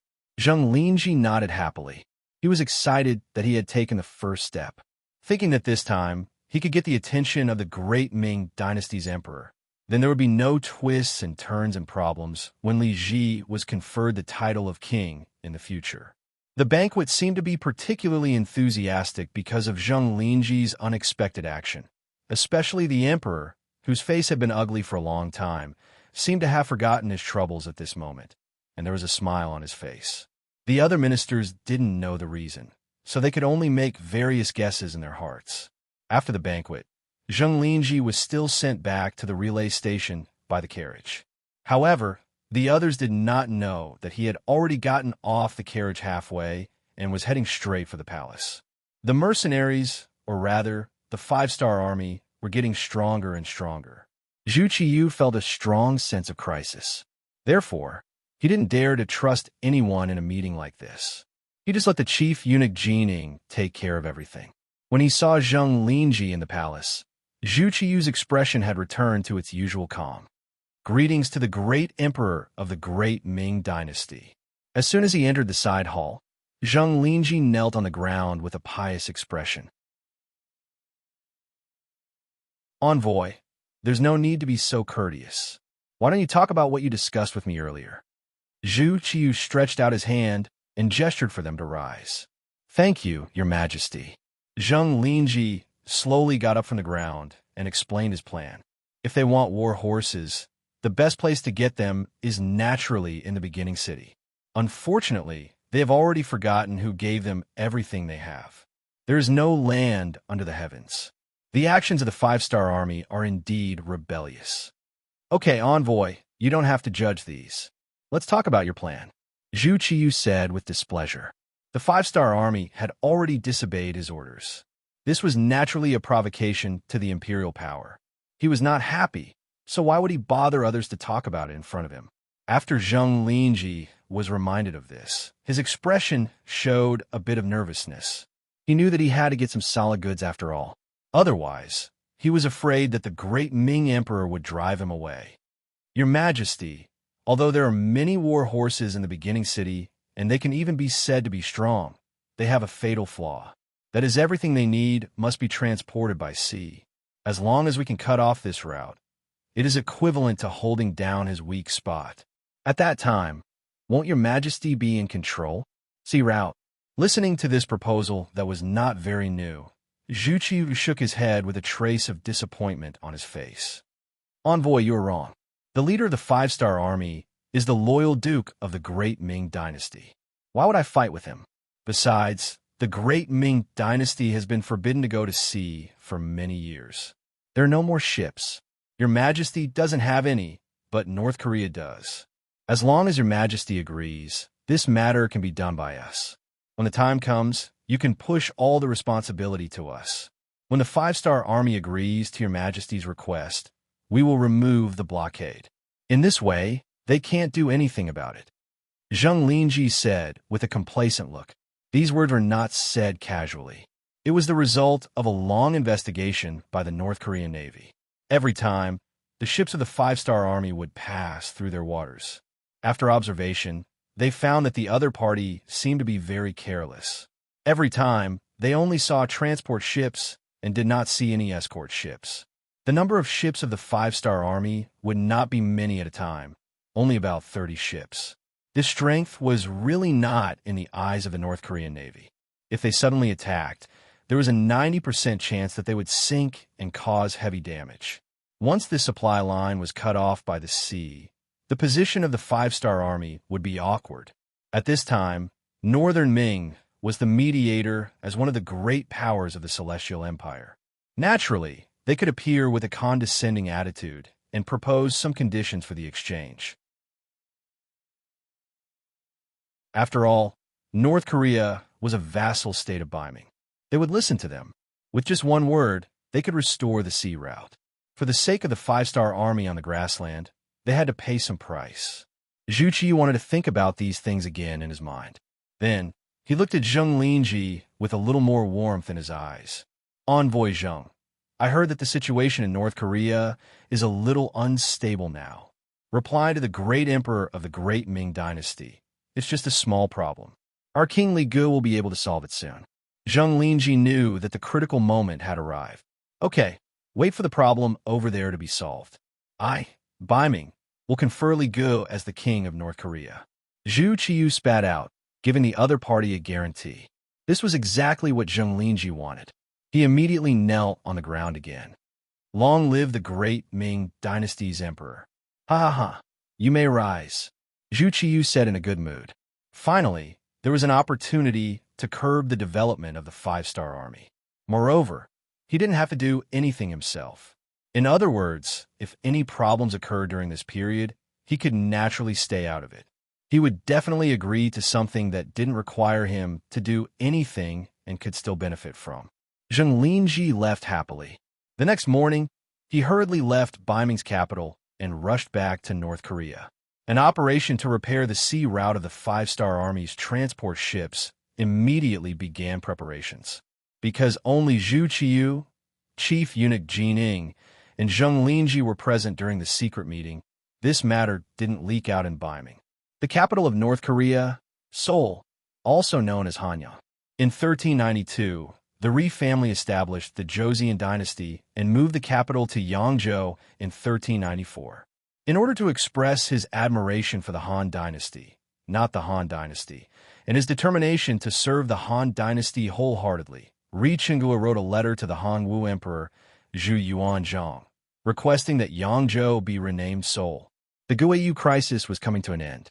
The power of the sixth king, Ri Hongwu, was being weakened step by step. Ri Hongwu's uncle, Lord Shouyang, had the upper hand. Now, Zheng Linji had rushed back from Beiming and brought the support of the Emperor of Beiming. The next step was to replace him. Li Hongwu, who had already seized the military and political power, now had the entire Korean Navy in his hands. After hearing Zheng Linji's report, he summoned another important minister, Han Mingjin, to discuss the matter of the Navy intercepting the five-star army's transport ships. Han Mingjin, born in 1415, was a Korean and was a famous minister in the early years of the Joseon dynasty. He helped Li Hongwu plan the Guiyu crisis and finally seized the throne. He was called Zhang Liang by Li Hongwu. The three of them discussed the important matter in the study. After an hour, Han Mingjin left first. He had become the commander of this operation. Now, he had to make many preparations for the sea operation. Seeing him leave in a hurry, Zheng Linji walked out with Li Hongwu. Lord, Han Mingjin doesn't seem to agree with us taking action against the five-star army. You still sent him to command the battle at this time. Will there be any accidents? Wherever there were people, there would be fighting. Korea's territory was not large, and its population was not large, but when it came to fighting, it was very experienced. Just like Zheng Linji and Han Mingjin. Although they were both Li Hongwu's subordinates, they still disliked each other and fought among themselves. Li Hongwu was a smart person. He naturally saw these things, but he did not say anything to stop it. It was not that he did not have the ability to stop it, but he was happy to see it happen. He needed a balance. This might be a common method used by the emperor to control his subordinates. There won't be any meaning. Mingjin is just worried that the five-star army will take revenge on us. But this time, we have Baiming's support. How would they dare to act recklessly? Since he has taken on this responsibility, he will naturally do a good job. This time, we just need to wait for good news. Li Hong was said confidently. Perhaps he was confident in the plan this time, or perhaps he was confident in the Korean Navy, or perhaps he simply looked down on the five-star army's strength. It was only a force that originated from the great Ming dynasty's duke. Could it really scare him? He really did not know what the Baiming emperor was thinking. He couldn't even control a subject. It was no wonder that the great Ming dynasty was divided. Of course, Li Hongwa did not know that he was looking at the sky from the bottom of a well. He also did not know that his stupid arrogance had caused him to provoke an opponent. The entire Korea would be completely destroyed because of his actions.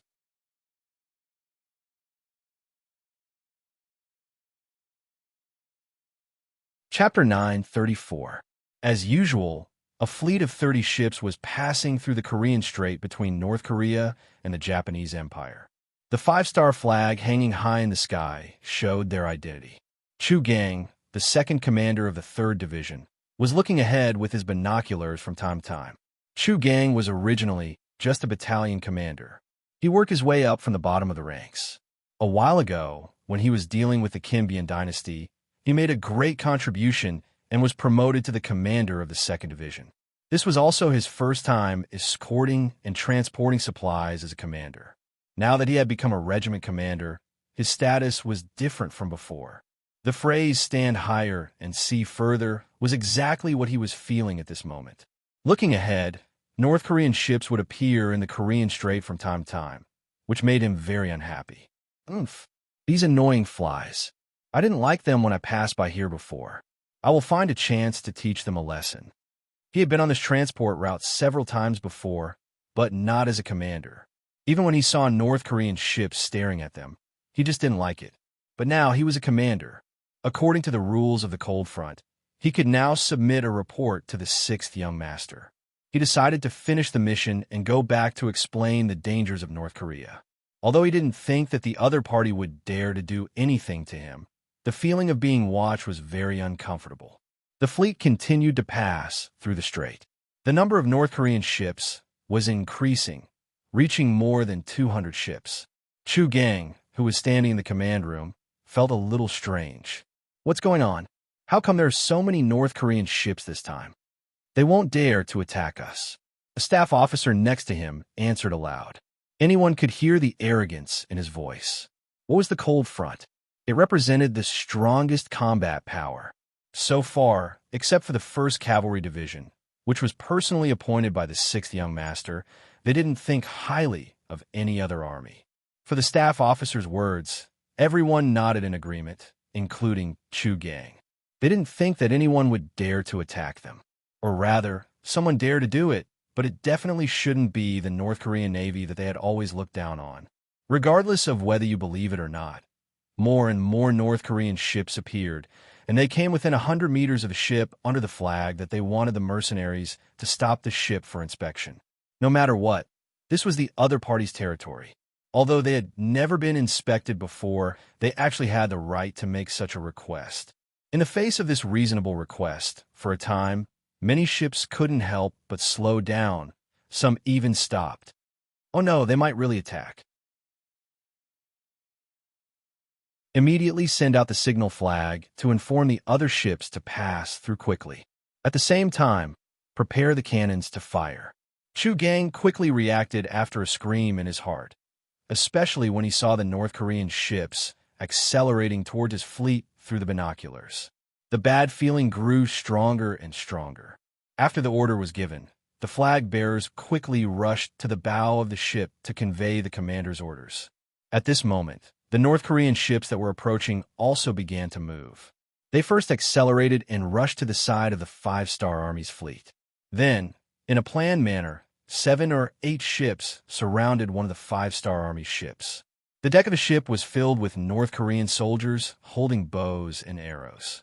When the distance was less than 100 meters, the bows and arrows rained down like rain. The long-prepared attack began. They didn't prepare, or rather, They didn't think that a small North Korean would dare to attack them. The moment they met the enemy, the five-star army suffered a loss. A few of the five-star army officers that were prepared to shout were shot by arrows, either dead or injured. This was a battle that they weren't prepared for, and it was also an unequal battle. Since they weren't prepared, and the number of ships was 8-1, the 2nd Regiment of the 3rd Sea Division fell into a difficult situation as soon as they met the enemy. Dozens of officers and soldiers were caught off guard and shot by the arrows. They either fell to the ground or fell into the hands of the soldiers. The five-star army, which only had 2 battalions guarding the ships, fell into a disadvantageous position. Considering the fact that they had to escort more supplies, the 2nd Regiment didn't send out all of its members. The 1st Regiment only sent out 2 battalions of the 5 battalions. Even with the addition of the commander and some officers, there were only about 800 people. Divided into 30 ships, there were less than 30 soldiers on each ship. The North Korean Navy sent out more than 200 ships and more than 10,000 soldiers. This kind of disparity, in addition to the fact that one side came prepared and the other was unprepared, the battle instantly became one-sided. After the North Korean ships gained the upper hand, they quickly began to close in. When the distance between them was less than 20 meters, a large wooden plank that had been prepared beforehand was thrown out, forming a temporary passage between the 2 ships. Fire the cannons. Commander Zhou Gang on the main ship saw that the situation was getting worse and worse. He first took a gun from the staff officer beside him and shouted. At this moment, his eyes were red. The fleet was under attack, and, as the commander here, if he couldn't solve the problem, then whether he returned or not, only death would await him. Whether it was for his duty or for the dignity of Lung Feng, he couldn't afford to hesitate at this moment. Commander, our ships are too close to the enemy's ships. If we fire now, we might hurt our own people. When the cannoneer heard the order, his face was first shocked. Then he said with difficulty, "Don't worry so much. The ships that stopped have no chance of leaving. Even if the soldiers die, we can't let them and their supplies fall into the hands of the North Koreans. Quickly fire the cannons." The situation was so tense that Zhou Gang didn't have time to think about so many problems. What he needed to do now was to fire the cannons at the North Korean Navy and then take advantage of the chaos to buy time for the other ships to retreat. Following the commander's order, the cannons sounded and landed on a North Korean ship, causing a huge explosion and flames to rise into the sky. At the same time, the soldiers of Lung Feng on the various ships began to fire back. Bullets flew out and landed in the North Korean Navy's camp, causing the soldiers to fall one after another. A chaotic battle had begun. Cannon fire came one after another. At this moment, Zhou Gang didn't want to save ammunition anymore. In order to turn the situation around, what he needed to do now was to use up all his ammunition in the shortest time possible to deal a heavy blow to the North Korean Navy and provide cover for the other ships to leave. It was obvious that it was impossible to continue forward. Commander Zhou Gang gave another order, so the ships turned around and sailed back to the sea. At this moment, it was impossible to complete the transportation mission. The only thing they could do was to minimize the losses. The bullets and arrows collided. If this was on land, with the advantages of guns, they could definitely fight back and retreat at the same time, causing heavy damage to the enemy. However, this was the sea. The space on the ship was limited and there weren't many places to dodge. Many soldiers were forced to retreat to a corner and were shot to death by the arrows. The battle had only lasted for half an hour, but the soldiers on 3 ships had already been killed and the ships had been taken over by the North Korean Navy. Concentrate the last of the cannons and sink those 3 ships. With a face full of joy, Zhou Gang gave the order to fire his own ships. Since the ships had already been taken over by the enemy, they couldn't snatch them back. Now they could only sink them and not let the enemy gain any benefits. At the same time, order the other ships to retreat quickly. Don't fight. Tell the soldiers that we will definitely take revenge today, but for now, we should immediately leave the battlefield. Zhou Gang's eyes were red as he gritted his teeth and ordered the fleet to retreat. Orders were issued one after another, and cannonballs flew down, hitting the 3 ships that were about to become their spoils of war. One of the cannonballs unfortunately landed on another ship that was retreating, and a raging fire seemed to illuminate this part of the sea. From the start of the battle to the end, it was less than 4 hours. The 5-star army had lost 4 warships, and more than 500 soldiers were dead or injured. This kind of loss was more than 50% of the naval battle. It was the greatest loss since the establishment of the Cold Front Navy. Zhou Gang, who had retreated far away, stood at the back of the ship, looking at the huge fire in the distance. His eyes were red as he swore that he would definitely take revenge for today. He would definitely make the North Koreans pay a heavy price for what they had done today. Han Mingjin stood on the largest North Korean ship and looked at the 5-star army ships that were slowly retreating. He didn't say anything for a long time. "Sir, should we send someone to chase after them?" A Marine general came forward and asked. "No need. Our mission is to prevent them from passing through here. Now that we have achieved our goal, we can retreat." Han Mingjin shook his head and rejected the suggestion to continue chasing.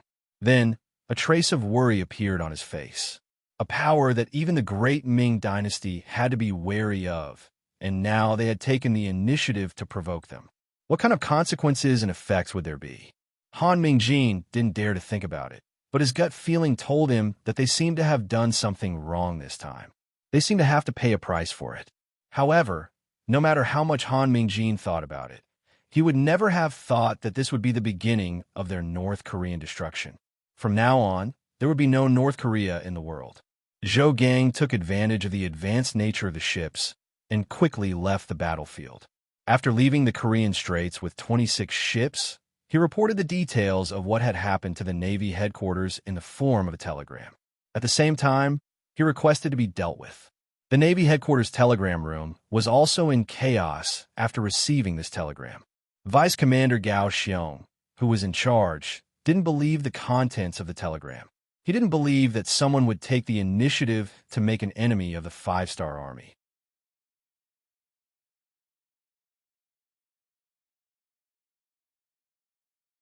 Chapter 935. Call back immediately and confirm if it's true. Hurry. Although Gao Xiong knew that the officers under him would not have the guts to make a false report, he still needed to confirm it. Soon, the verified telegram was sent back. Zhou Gang used his head as a guarantee. Gao Xiong knew that things would not go wrong. He quickly said to the adjutant beside him, "Let's go to the palace." At this moment, the palace of Qiqian City was extremely tense. It was only because the second madam was about to give birth. According to the authoritative doctor, Zhao Yanmei, the child should be born in a few days. Because of this, the atmosphere in the palace was extremely tense. When someone walked past the second madam's palace, their footsteps would be much lighter, as if they were afraid that they would make a noise and disturb the madam. That would be too great a crime. Yang Qindong, who had always been calm in the face of trouble, also showed the nervousness of being a father at this moment.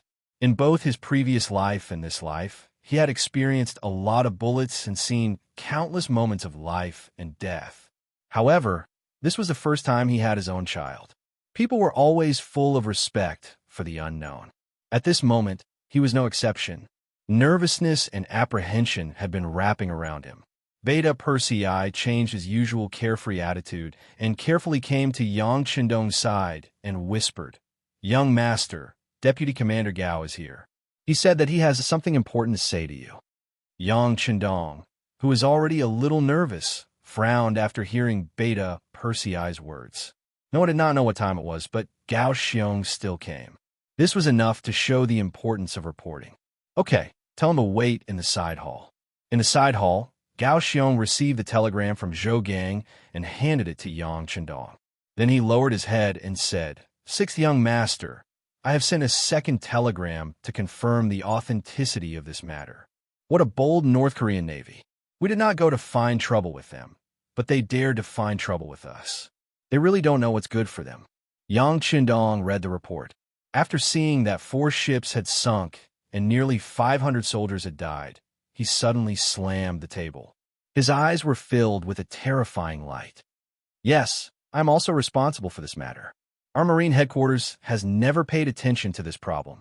We always thought that no one would dare to do anything to us, so we were careless and gave the enemy an opportunity. I am sorry.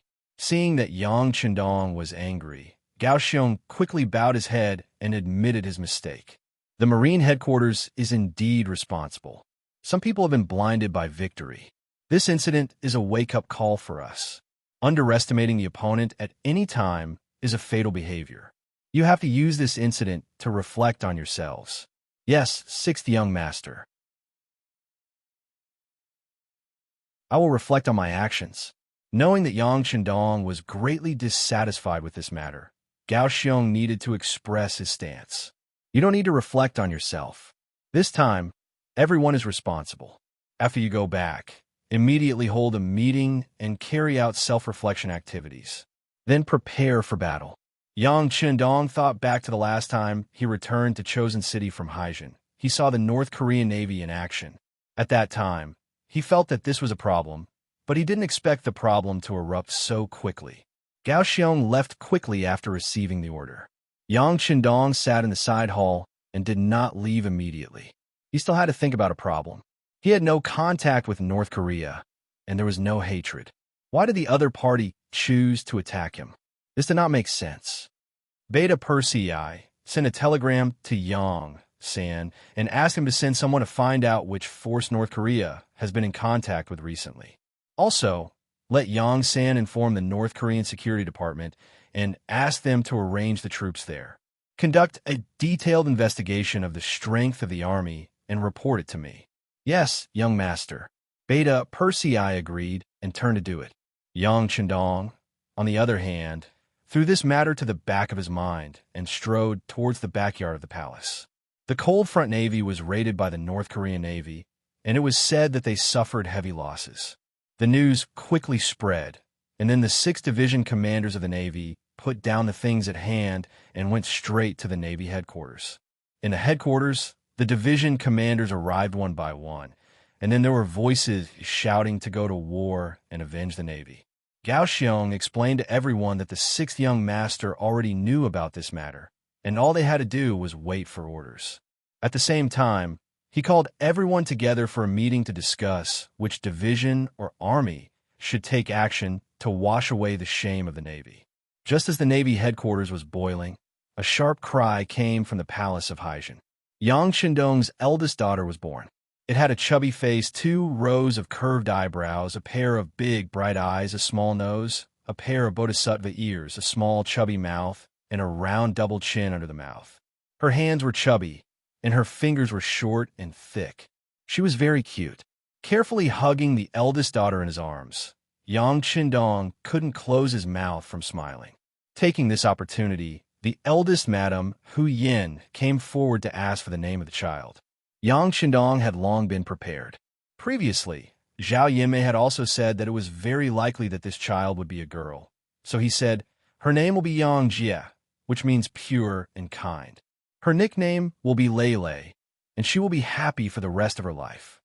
Lele's voice made the palace really lively for a while.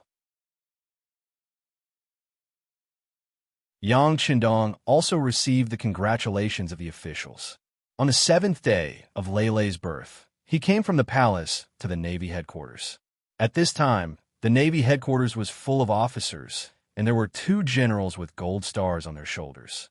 They were the 1st Sea Army Commander Gao Xiong and the 2nd Sea Army Commander Yu Guan. You're all here, then sit down for the meeting.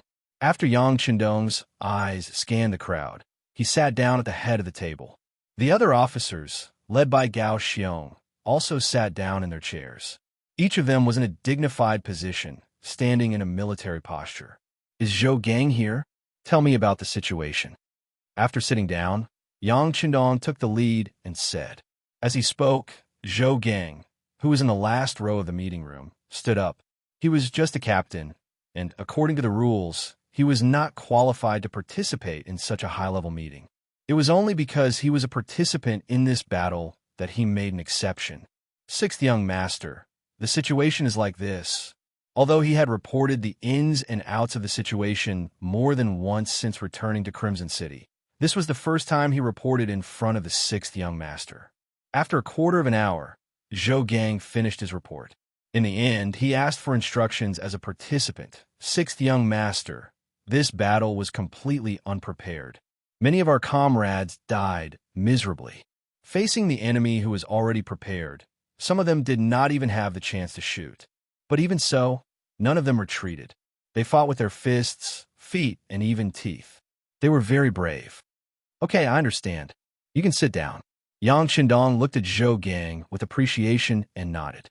Because of Zhou Gang's seat, the conference room quickly fell into silence again.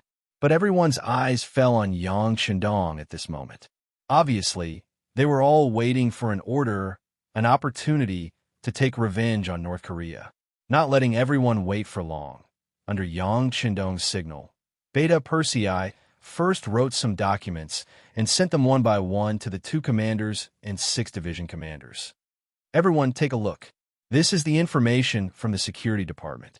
More than a month ago, North Korean envoy Zheng Linji entered Beiming's Kyoto to pay tribute. And it was also more than a month ago that Northern Ming had proposed to buy horses from the Prairie City. However, because they want to trade on credit, they were rejected by us. The 2 things that seemed to be unrelated were now mentioned by Yang Qindong together, and the faces of several officers became dark. So, North Korea's attack at sea should have a lot to do with Beiming? Just as everyone's thoughts were changing, Yang Qindong once again gestured to Beta Persei, and another document and map were sent to the hands of the officers above the division level. These are 2 maps of North Korea obtained by the Intelligence Department. They clearly mark the deployment of the North Korean military forces. After comparison, the 2 pieces of information are consistent. It should be true and credible. If you have any opinions, you can speak up. What else is there to say? Of course, we'll fight. This time, no matter who ordered the North Korean Navy to fire at our 5-star army, it's a provocation. They should be prepared for our retaliation. Deputy Commander Gao Xiong was the first to speak.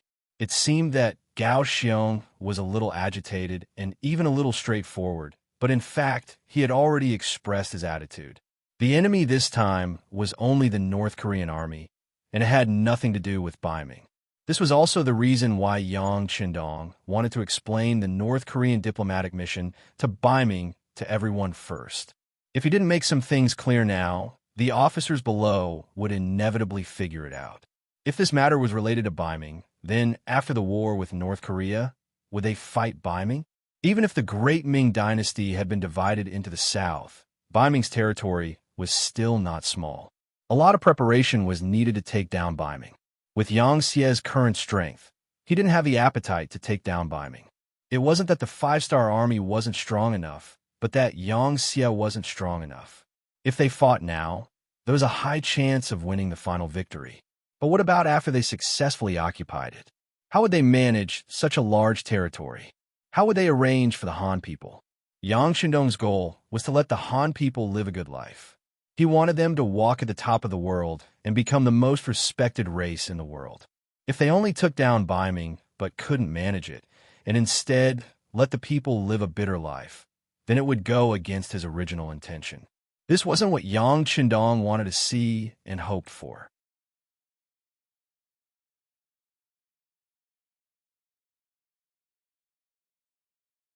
Chapter 9, 36. Therefore, it's not that Beiming can't fight, but they must be prepared.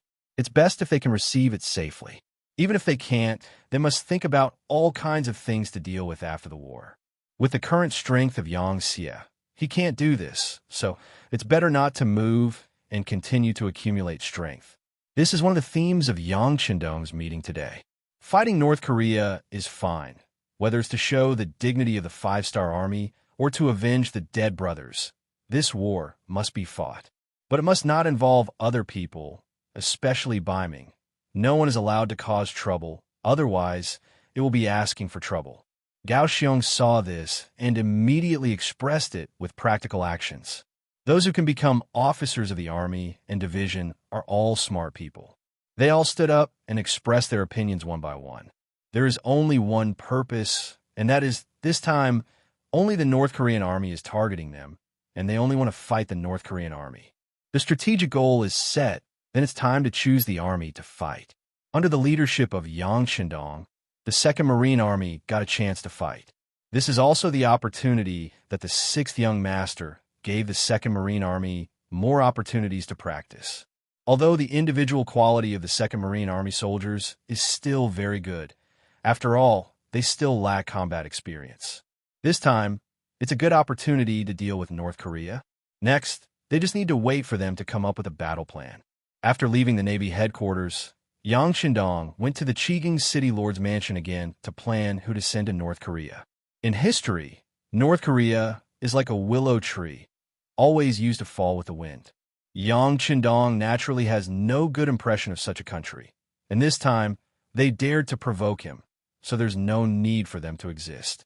Arranging 200,000 Han people to enter North Korea is the task Yang Shindong gave to Yu Qian. Because of this matter, Yu Qian was both happy and in pain. In his eyes, this 6th Young Master was a bit too belligerent, and the direct result was that the Han commoners were increasingly lacking. As long as there were knowledgeable commoners who had a sense of nationality, they would always be sent to other places. Even now, some of the large factories in Crimson City were lacking in manpower. Because of this matter, the directors of those large factories had often come to find him to vent their anger, making quite a bit of trouble. She knew that Yu Qian was a hard-working person, so as long as you look for him because of work, needless to say, he would never get angry. However, this made Yu Qian suffer. Yang Shindong was the one who gave the order to transfer people away. His subordinates did not dare to ask the 6th Young Master for an explanation, so they all came to him. How could he not be in pain? But on the contrary, every time Yang Xie sent out a few Han Chinese, it meant that Yang Xie's territory had expanded and the Han Chinese's influence had increased. Yang Xie's life in the future would be better. As a Han person with a strong sense of national pride, Yu Qian felt very happy about this. He was very optimistic about Yang Shindong's way of doing things. In his view, the Han people had the best history of civilization, the highest intelligence, and even the kindest heart. They were educated, courteous, and open-minded. They should be the rulers and should not drag out an ignoble existence under the oppression of the foreign races. Yang Shindong was working hard to do this step. Since he had caught up with this good era, of course he should do his best to cooperate with him. Therefore, whenever there was a need for cadres, half of the city lord's mansion would be taken away. When another batch of cadres was finally formed, it would not take long for them to be taken away again. Even his own son was sent out. However, he was not angry at all. He was still in pain and happy at the same time. He was happy and happy at the same time. This time, Yang Shindong came to ask for people again. Yu Qian gritted his teeth and decided to take away another 200,000 people. But considering that if this continued, the Han population would become smaller and smaller, and in the end, they would not be able to make ends meet. Thus, he couldn't help but remind Duke Zhongdan of the Han people that were brought back with money. Other than the elderly and children, there are less than 2 million adult men and women left after several transfers. Moreover, most of them are illiterate. It is too difficult to train these people without any foundation. I'm afraid that it won't be so easy next time. Rest assured, City Lord. The south of the Great Ming Dynasty is currently at war, and I have already arranged for people to take in the Han commoners.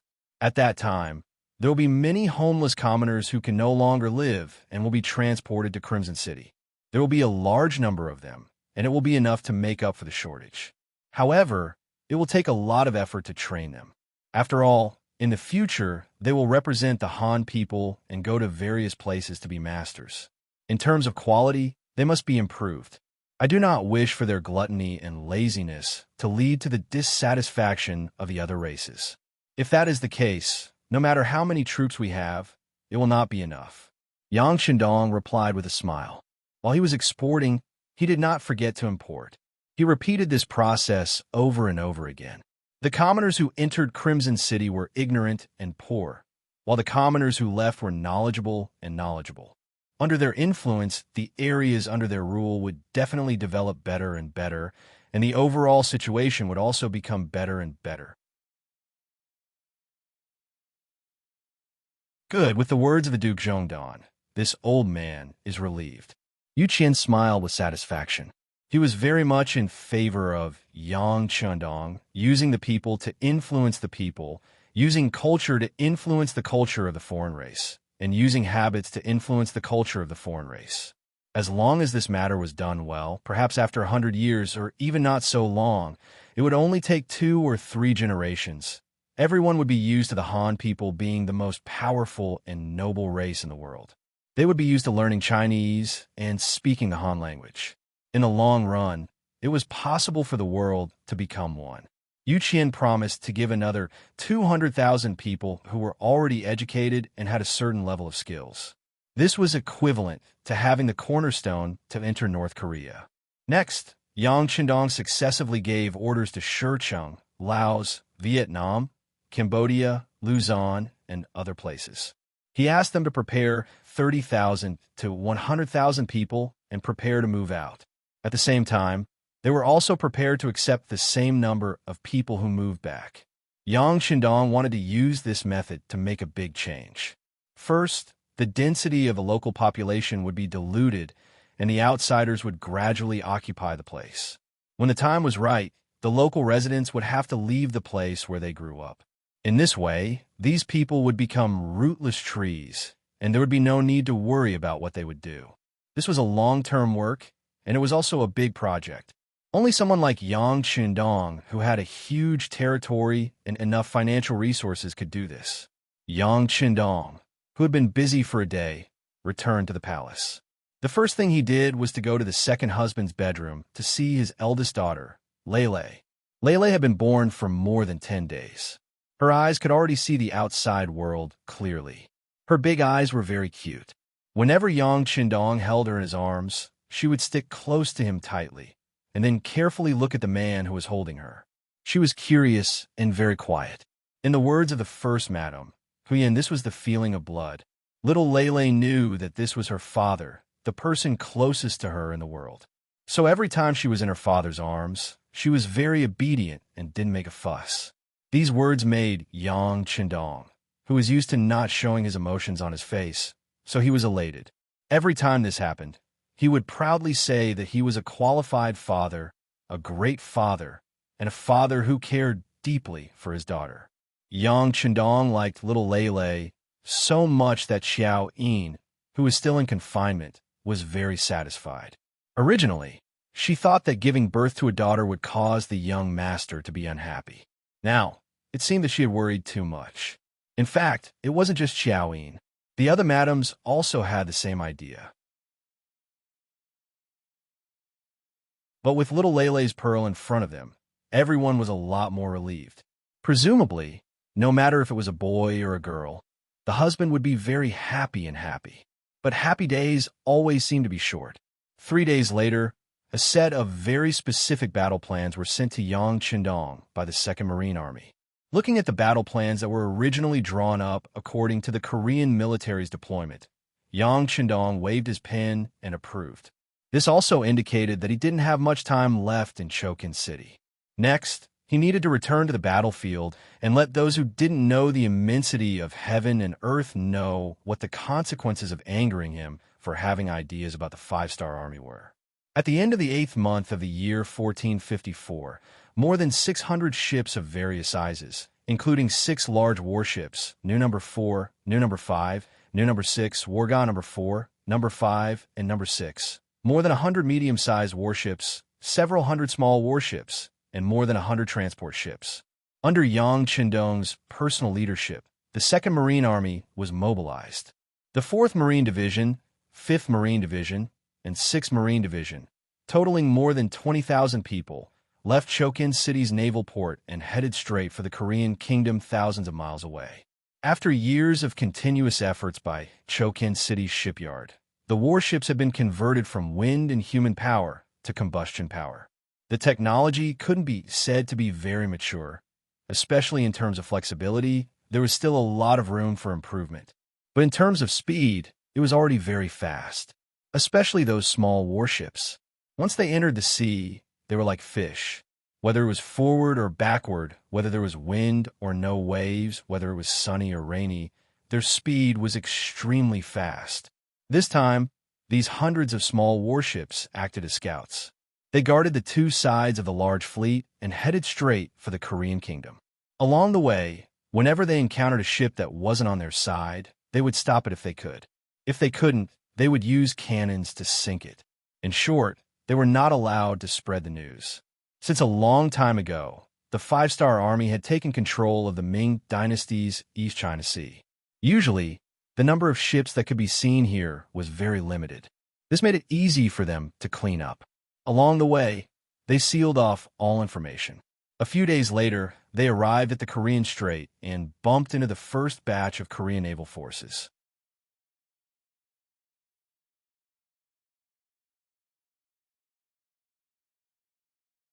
Chapter 9:37.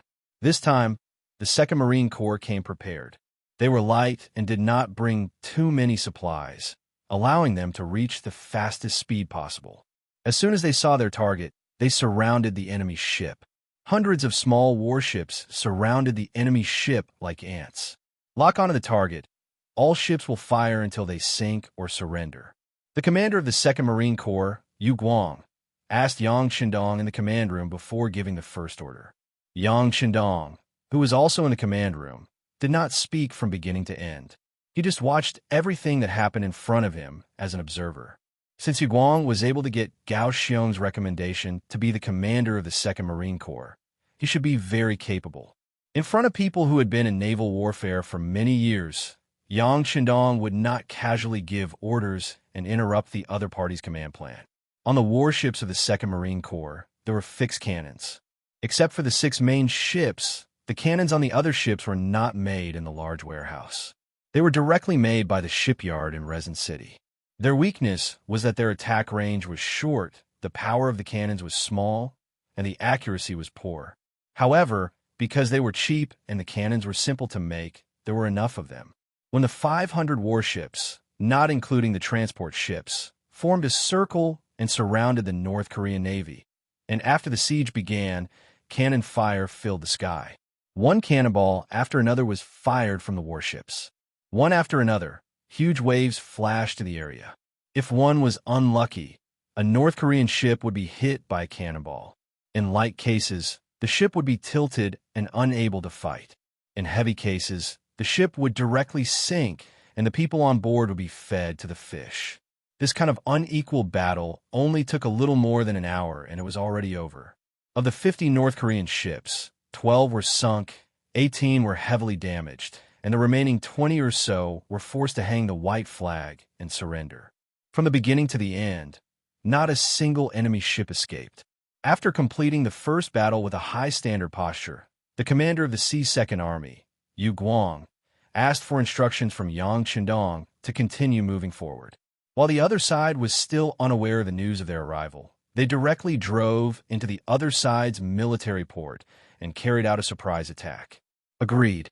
Yang Shindong looked at the map and saw that the North Korean Navy's port was only 200 nautical miles away from them. He nodded and approved of the battle plan. General Yu Guang immediately gave the order to leave a portion of the ships to clean up the mess, while the other ships headed towards the North Korean Navy port. The main force of the 3 divisions arrived in the evening. At this moment, the North Korean Navy was completely defenseless.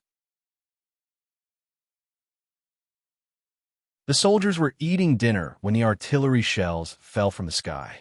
They didn't even need to use the 6 main cabins to open fire. Just the firepower of the other small and medium-sized warships was enough to turn this place into a sea of fire.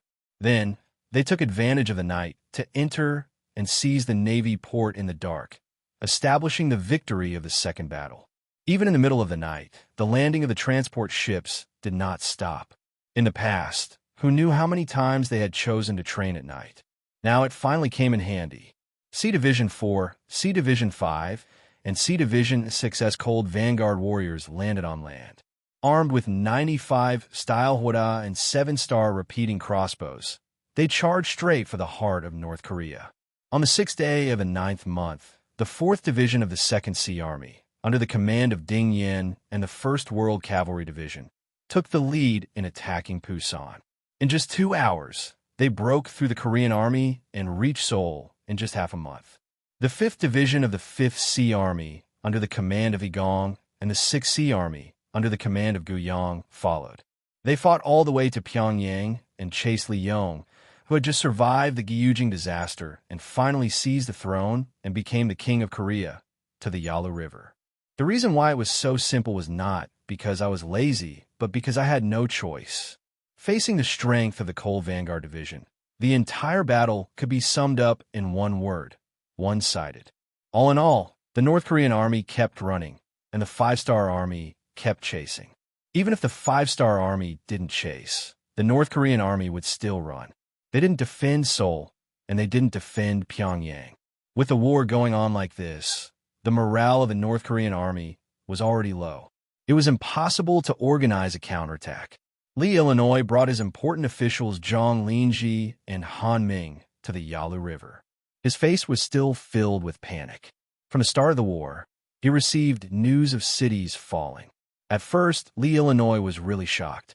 Ever since he sent Han Ming to intercept the 5-Star Army and sink 4 of their ships, he had been waiting for news of them coming to negotiate. Because of this, Lee Illinois couldn't wait to show off his skills in front of the Beiming Emperor. He had even sent an official to the capital of Beiming to report good news to Emperor Daijong. The general idea was that they had succeeded in stopping the 5-Star Army.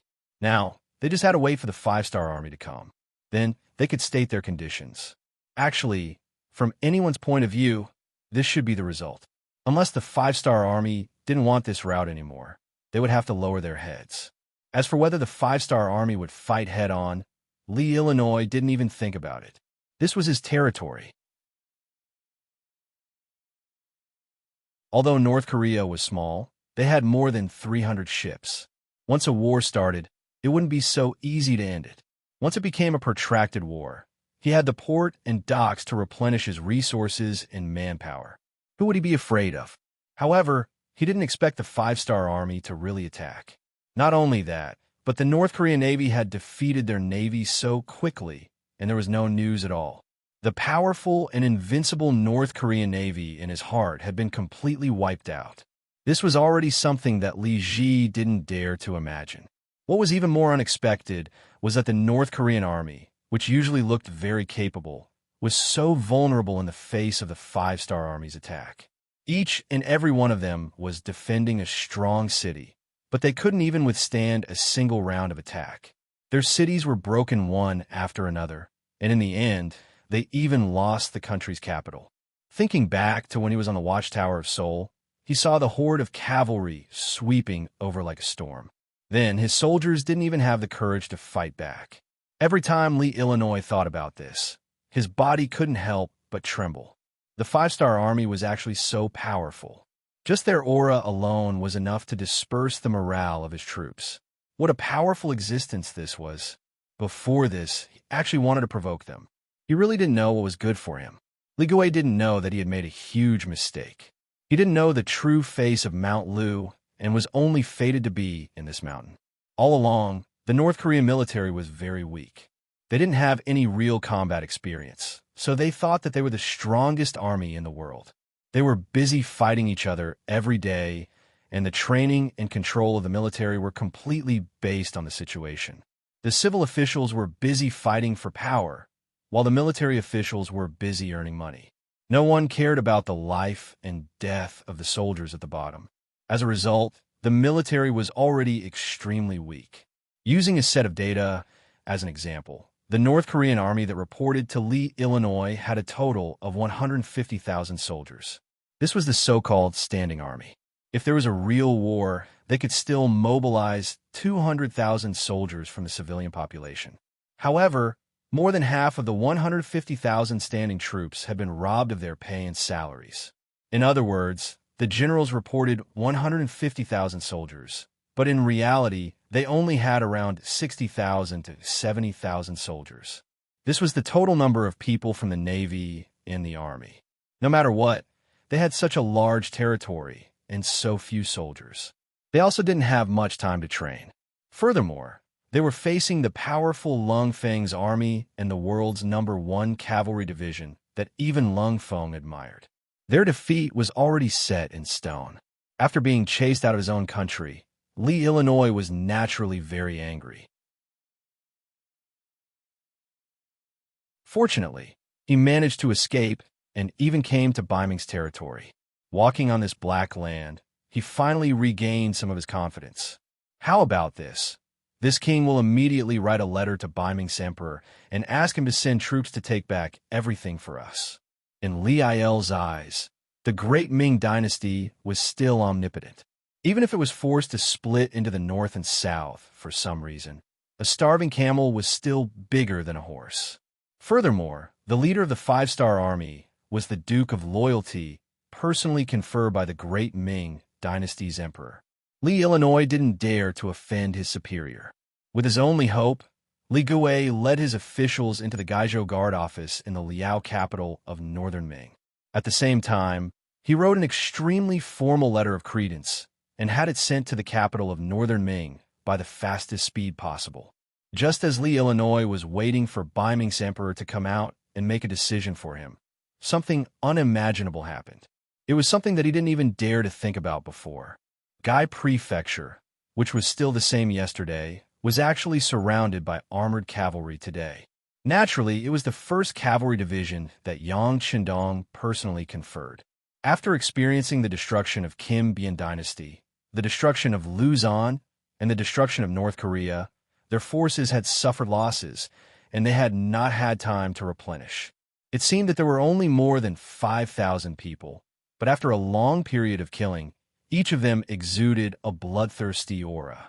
Even if they were riding on horses, they would give people a feeling that they were the emissaries of hell. It would make people involuntarily afraid and shudder involuntarily. They suddenly appeared and surrounded the Gai Prefecture Guard office.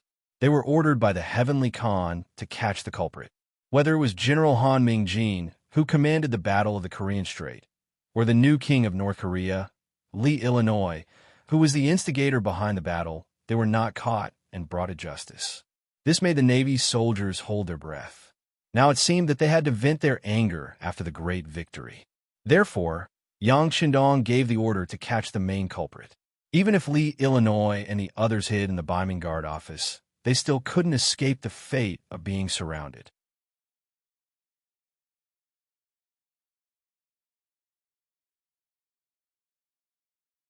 Chapter 9:38. This was also the first time that the five-star army had taken the initiative to attack Biming. Although there had been large and small battles before, they had been forced into a corner. Unlike this time, they came openly and acted as if they were going to attack the city if they didn't hand over the captives. The general of the Gai Province Guard was called Lu Song. He was only a Qianhu. The entire city only had 1,000 soldiers and 20,000 civilians. No matter what kind of personality he had, when faced with such a strong army, there was nothing he could do. In the face of this situation, the only thing he could do was to continuously send people to ask for help. He sent people to ask for help from the nearby Jian Province Guard and other guards.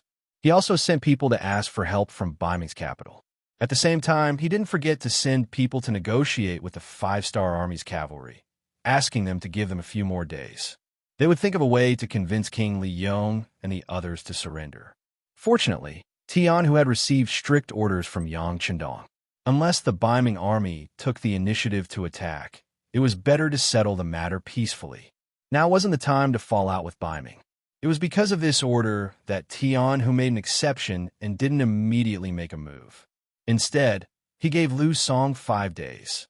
If the other side didn't respond by the time was up, then they could only break into the city. When the news reached Gai Province City, Liang's face was naturally filled with fear. He immediately brought 2 important officials to find General Lu Song and asked him to send people to escort him to Biming's capital. He also said that he was a guest of the Emperor of Biming. With regards to this request, Lu Song naturally rejected it without even thinking about it. Not to mention that anyone who left the city would have to risk being surrounded and killed by the cavalry of the 1st Cavalry Division. The matter had already been reported. Without the Emperor's order, he definitely wouldn't let anyone go. Seeing that this plan was not working, Zheng Linji, who was traveling with them, made another request. That was to defend Gaizhou City to the death. The other party was all cavalry. They were good at chasing people and were good at charging. But when it came to sieging a city, they were not good at it. Faced with this suggestion, General Lu Song still shook his head. Once the battle starts, the city will definitely fall. As for the reason, you can go up the city gate tower and take a look. The enemy's infantry has already rushed over. Yes, it had only been a day since the first division of heavenly cavalry arrived at Gaizhou City on their bicycles. They had firearms in their hands, and each soldier carried 5 grenades with them. Once they gathered them together, what kind of city gate could not be blown open? This wouldn't do, that wouldn't do.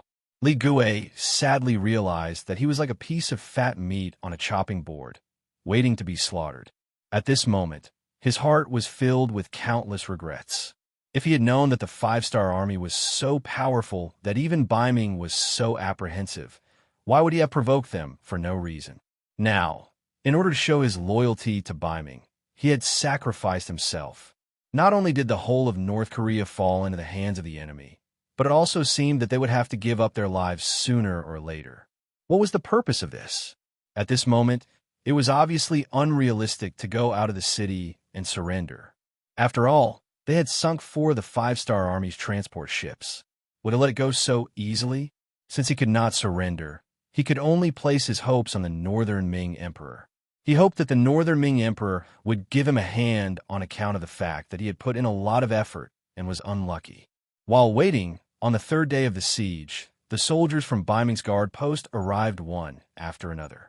On the 4th day, the number of Baiming soldiers outside Gaizhou City had reached more than 10,000. In terms of numbers, they had already surpassed the 5-star army. But even so, both sides were very restrained and did not have any intention of attacking.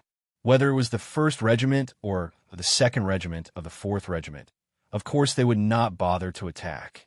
Since they said that they would give the enemy 5 days, they would not take the initiative to attack before the 5 days were up. The soldiers from Baiming's guard post were completely different. Although it seemed that they had the advantage in numbers, they did not dare to underestimate the enemy in front of them. Although they had not fought yet, they had a feeling that if they did, they would be the ones to lose. Because of this, many of the Baiming generals who came to reinforce Gaizhou City thought that it would be best if the emperor did not protect these defeated North Korean soldiers. They did not want to bring disaster to themselves because of a moment of righteousness. The result also proved that their emperor was wise and did not use righteousness. On the 5th night of the siege of Gaizhou City, the emperor's decree finally arrived. The general idea was that North Korea had provoked the 5-star army. Now, they were just seeking revenge. The people still said that a debt must be paid and a life must be paid for. As the emperor, it was not good for him to interfere. In short, Daizong did not care about anything related to North Korea. Speaking of which, this result was not unexpected. The North Korean Navy had taken the initiative to ambush the 5-star army's transport ship, which caused them to be angered. In a short period of time, they had taken the initiative to destroy a country. What kind of military strength did they display? At this moment, why would Baiming stand out and make an enemy out of the 5-star army? No matter what, Yang Shindong was still the great Ming dynasty's loyal duke. On the surface, they were still one family. Moreover, the facts had already proven that the other party had no intention of attacking them. Since that was the case, why did they have to interfere and make things difficult for themselves? What Baiming wanted to do now was not to go head-to-head with the 5-star army. Instead, they wanted to defeat Yesen and Walla to prove their strength. Then, they would go down south to defeat the South Ming dynasty and unify the Great Ming dynasty. At that time, they would have a chance to repeat the Great Ming dynasty's glory. At that time, it would be time to consider getting rid of the 5-star army. At this moment, they could not complicate matters. This was not only Zhu Qiyu's idea, it was also the idea of the court's civil and military officials. However, these officials also made a request. That was, they could not casually hand over the people in North Korea, could not be casually given away. After all, North Korea was a vassal state appointed by the Great Ming Dynasty's Emperor Taizu. It was not right for them to be taken advantage of like this. Therefore, if the five-star army insisted on occupying this place, could they consider giving them some war horses? This way, they would have some face, and Biming would also have an explanation to the people of the world. Naturally, there were already messengers regarding this request that had already passed through Gaizhou City and went straight to the capital of North Korea. This kind of private transaction would definitely not be explained to Li Ming and the others. No matter what, this was a disgraceful matter. With the emperor's decree, General Liu Song breathed a sigh of relief. The Biming reinforcements that came from outside the city also breathed a sigh of relief. Then Li Ming and the others were dragged out of their beds by the Biming army in the middle of the night and sent out of the city to the five-star army. With the goal achieved and the people in his hands, Tianhu waved his hand and the five-star army withdrew overnight. The conflict at the border thus ended and peace returned. However, the impact of this matter did not disappear. The five-star army that came to Biming's territory was as free as their own backyard. This more or less gave the Biming generals a lot of pressure and warnings. It even had a big impact on the morale of the army. This caused a natural imbalance between the two sides when they met in the future. Of course, this was a matter for later. Li Ming, Zheng Linji, Han Mingjin, and the others were brought back to Seoul. Then, in the largest square in Seoul, they were beheaded in public. This scene was seen by many North Koreans, but most of them were angry but did not dare to say anything. Some people did not even have the courage to be angry. Just like when he occupied other small countries, Yang Chendong adopted the same policy here. Voluntarily surrendering and cooperating with the five-star army could keep one's life safe, and only half of one's property could be handed over. If there were any resistance, they would be killed or sentenced to a few dozen years of labor. Because it was the North Korean Navy that provoked the five-star army first, these few rules were enforced very strictly. Often, if there were any resistance, they would not be judged according to their crimes. They would be beheaded as a warning to everyone. Because of this, in just a few days, thousands of heads fell to the ground in the capital of Seoul. Many officials' families were also exterminated. Not a single person was left alive. Under the oppressive policy of the five-star army, the other officials and influential people were in a state of panic. They did not know if the next misfortune would fall on their heads. Yang Chendong had thought about this oppressive policy many times before making the decision. He was not a bloodthirsty person. What he did was to fulfill the great dream in his heart. Every time he saw the faint 5 stars on his arm, he became more determined in his dream. Although he did not want to kill, he had no choice but to do so. This time, the North Korean Navy provoked the 5-star army. If they were not punished, wouldn't the other factions follow suit next time? Thus, this time, he had to be ruthless. It could be considered a serious warning to everyone. In addition, he had already made all sorts of preparations.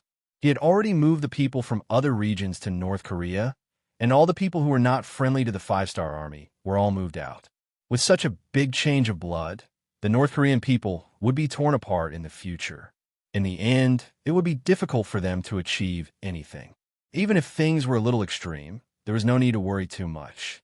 Thus, under this oppressive attitude, many people would die in North Korea every day. More people wanted to live, so their attitude changed. From the initial soft resistance to the current full cooperation and cooperation. Lee Min-ho was one of the most typical officials. He was originally a subordinate of the North Korean king, Lee Hong-gu. However, he did not expect Lee Gu to take care of his master and become king. Because of this, he lost the power in his hands. He was forced to stand on the side and would not have a chance to rise again in this life. However, no one would have thought that Lee Gu would face such a disaster right after he ascended the throne. Now that Lee Gu and his officials were all killed, officials like Lee Min-ho had a chance to come out again.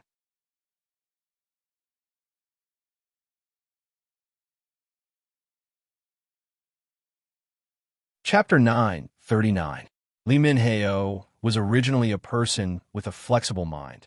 While others were worried about whether their heads would still be hanging on their necks tomorrow, Lee Min-ho was thinking more about how to use this opportunity to establish a relationship with a five-star army and then become an important minister of North Korea after the reform.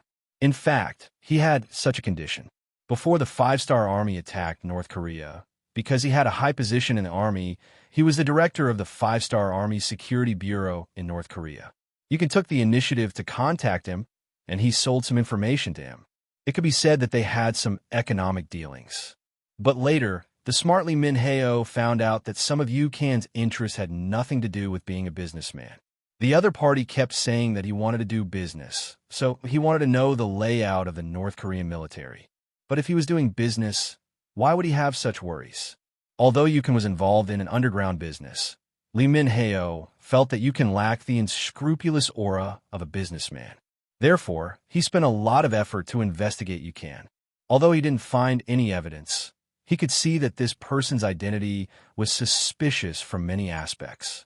Logically speaking, if Lee Min-ho wanted to arrest someone in North Korea, he didn't even need a reason.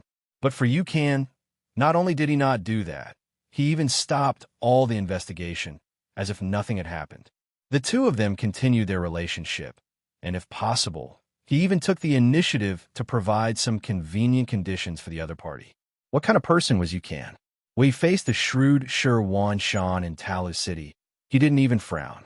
He was very cautious, and there were many well-trained intelligence elites under him. Lee Min-ho sent people to investigate him, and soon found out, and then he was ready to kill him to silence him. But then he found that this person was very tactful. Seeing that Hai Erjuan's attack was imminent, in order to avoid unnecessary trouble, he stopped killing him and let him escape. After conquering the entire North Korea, the situation was in chaos. At this moment, Yu-kan thought of Lee Min-ho again. This time, he publicly looked for Lee Min-ho and revealed his identity. He hoped that Lee Min-ho could cooperate with his work to clear the assets of the officials and aristocratic families in Seoul. Although the Intelligence Bureau also had some information, without the help of a local snake, a lot of work would inevitably take some detours. You can turn out to be a member of the five-star army and an important member. This made Lee Min-ho, who had a headache over the current situation and didn't even know what to do next, overjoyed. He immediately took the initiative to accept this task. Under his leadership, many hidden rich families in Seoul were uncovered and helped the mercenaries collect 2 million taels of silver. It could be said that he had made a lot of contributions. It must be said that Lee Min-ho was really good at doing things. After doing so many good deeds in a row, he didn't have the intention to ask for a reward. He still behaved properly, and even according to the rules of the five-star army, he took the initiative to hand over half of his family's assets. Not only that, Lee Min-ho knew that if he wanted to gain a foothold in the new government, relying on this alone was not enough. He also needed to have his own people in the five-star palace, preferably his own family. Then who was his own family? Of course, his family was the best. Fortunately, Lee Min-ho was also a talented man when he was young. Because of his background, his wife was also very beautiful. More importantly, he gave birth to a daughter who was as beautiful as a fairy. How to take the opportunity to give himself 7 good sons-in-law to strengthen the Lee family in the future became a problem that he needed to consider.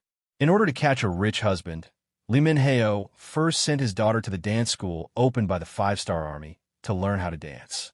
Then he hired a few Chinese teachers at a high price to make the best use of the time to tutor his daughter. He also found some people who were familiar with Han etiquette to be teachers of etiquette. After that, he began to wait for the opportunity to come. After successfully conquering the entire territory of North Korea and killing the new king, Li Ji, they established a new supply route. In the future, the supplies did not need to enter the sea town. They could directly go ashore at the port of North Korea and then enter Liaodong through the Yalu River and then enter Shurchin.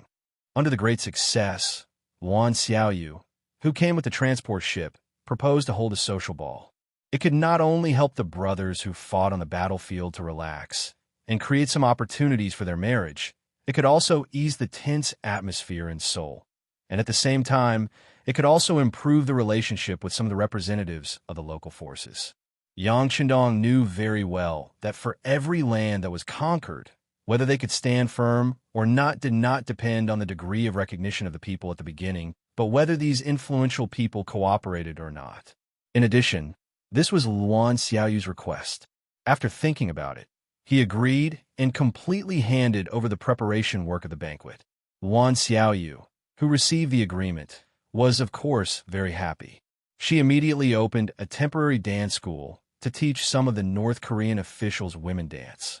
Then, she took out the equipment that had been prepared long ago and prepared to organize a decent ball. When the news spread, Lee Min-heo knew that the opportunity that he had been waiting for had appeared. If he could take this opportunity to find a good husband for his daughter, it would be equivalent to finding a good backer for the Lee family. At that time, who would dare to bully them? Therefore, he spent a lot of effort to dress up his daughter well. Lee Jinju was Lee Min-heo's daughter. She was indeed very beautiful. She had the quiet beauty that was unique to the Korean people. She was 166 meters tall, and her gorgeous clothes made her figure even more perfect. In addition, she had learned the so-called social dance very well and danced very well. This time, she was confident that she would shine in the ball and achieve the most dazzling goal. In fact, it wasn't just Lee Min-ho who was doing this. Many Korean families and clans were also making similar preparations. They found the most beautiful young girls in their clans and prepared to use them as marriage bonds. At the same time, some of the young masters of these clans were also making preparations. They wanted to see if there was any opportunity to get in touch with some high-ranking officers of the Five-Star Army. If they could form a friendship, it would be beneficial for the future development of their clans. But in such a clan, there was also an outlier. His name was Han Chong. He was a young master in his early 20s who looked quite handsome.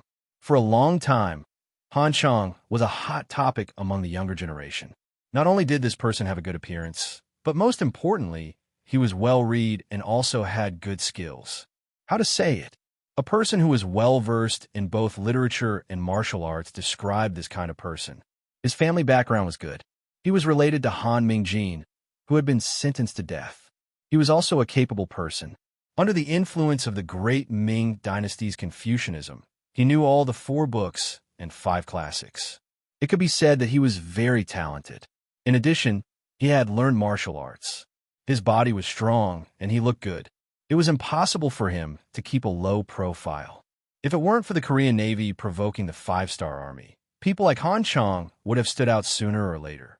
It was inevitable that he would become a pillar of the Korean kingdom in the future. Such a young master naturally attracted the attention of a group of young girls. Once upon a time, he and Lee Jinju were said to be a pair. A talented man and a beautiful woman were so harmonious. Some people even said that they were a match made in heaven. But now, everything was over. Since the defeat of the Korean army, there had been no contact between the two. But the story of the two who were lucky to survive was not over. At least Han Chong thought so. He really liked Lee Junju and wanted to marry this person. For this matter, he had recently visited the Lee family several times, but unfortunately he was stopped for various reasons. Compared to Lee Min-heo, who couldn't help but smile when he saw Han Chong before, he actually closed his eyes and refused to see Han Chong. This already explained the problem. At least, he would not agree to his daughter's relationship with Han Chong, which made him very depressed. Han Chong didn't want to fail. He wanted to continue to look for opportunities, and this ball was his opportunity. For his marriage happiness, he had a bold idea. That was to show his love in public at the ball. In this way, perhaps someone would stand up and take advantage of her beauty. He could achieve his wish and hold the beauty. With Han Chong's background, his family got 3 tickets to the ball. With his outstanding performance, his father, Han Zhao, who was also the head of the family, decided to take him to the ball. It was just that before he went, he had told him to be honest in the ball venue. He heard that even the Duke of Loyalty would participate. He should not make trouble. Otherwise, if he provoked the anger of others, not only would he hurt himself, but he was afraid that even the entire Han family would not get any benefits. Han Chang naturally agreed to his father's words, but God knew that his heart had already flown to the ball, to Li Zhenju, whom he hadn't seen for a long time. The location of the ball was decided by Luan Xiaoyu. She chose the largest Tianyang Hall in the North Korean palace, except for the main hall. She first ordered people to move away some of the useless things, creating a large central area. Then, she ordered people to prepare wine and other things. She wanted to make the environment of this banquet into a buffet. Back in Crimson City, Yang Shindong had done it once in the palace. That time, he had invited some important members of the city. After Luan Xiaoyu participated, she felt that it was quite good. In the banquet, people could find people they were interested in a chat with. They could improve their friendship through chatting. At the same time, it showed the luxurious and colorful side of life. It could be said that young people were very yearning for it. Holding the banquet here could let the North Koreans see their strength. It could also play a big role in the unification of 10,000 hearts.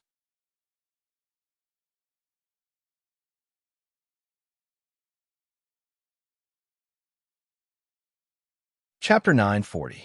Luan Xiaoyu was the future sixth madam, and she was the type that was set in stone. At the same time, she was the boss of the entire publicity department, and she was also the top sister of the 5-person investigation team in Crimson City. If she decided to do something, who would dare to stop her? Everything was carried out according to her instructions.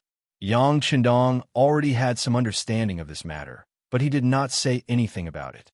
Since Xiaoyu liked it, he would let her do as she pleased. If this ball could let the North Koreans see the power and prosperity of the Yang family and make them yearn for it, it would be a great thing.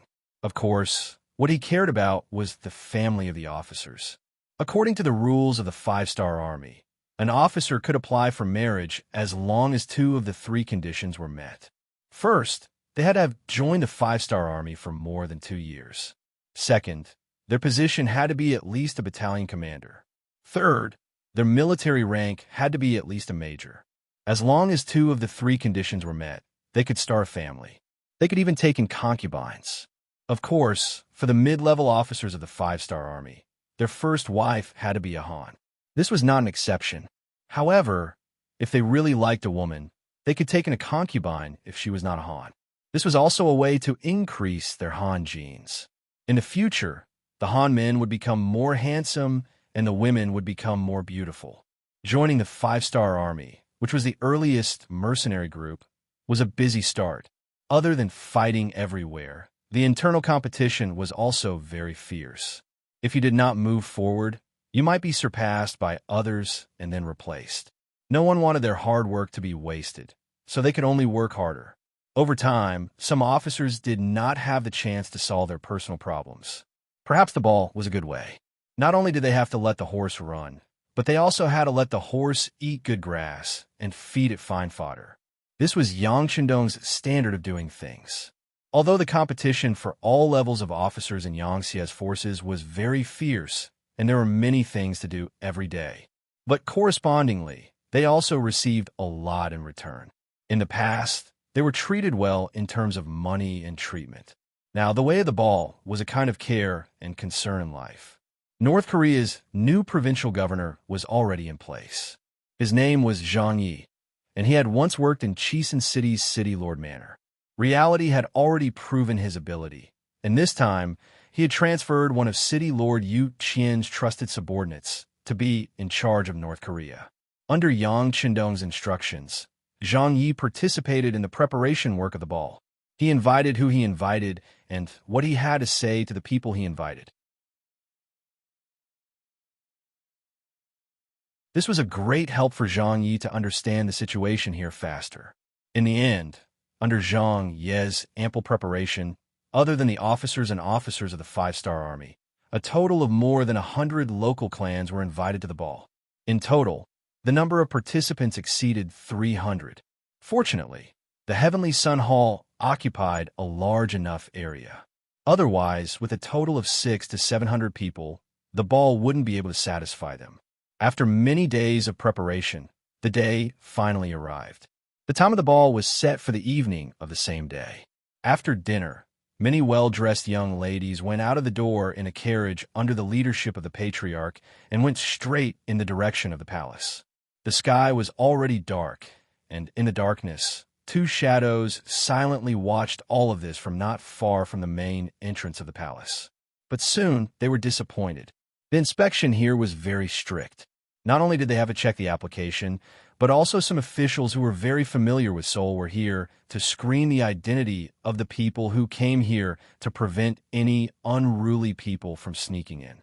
Thinking about it, since even Yang Chendong was going to participate, this ball, which was still fresh to people, must be of extremely high quality. It was reasonable for the security to be stricter. The inspection was very serious.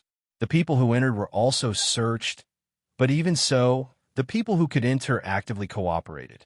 It could be seen that their hearts were already leaning towards the 5-star army. Big brother, it seems that we have no chance to sneak in. One of the two shadows in the darkness said. That's right. But second brother, we don't have to be discouraged. As long as we work hard, there will always be opportunities. A ball like this will definitely not satisfy everyone. Once someone is treated unfairly and has anger in his heart, it will be an opportunity for us to take advantage of. You have to know, since King Nanming sent us brothers here, it means that he has high hopes for us. We must not let the king down. In the darkness, another man made his own voice. From the sound of his voice, it was very calm, showing that he had a good psychological quality. The big brother's name was Guo Xinqing, and the second brother's name was Li Qingsong. They were sent by the former King Minzhuang, the current King Nanming, Zhu Huijin. After the 5-star army launched an attack on the Kim Bian dynasty, Zhu Huijin also took the opportunity to declare himself as King Nanming. He first sent troops to deal with King Shiping in Yunnan.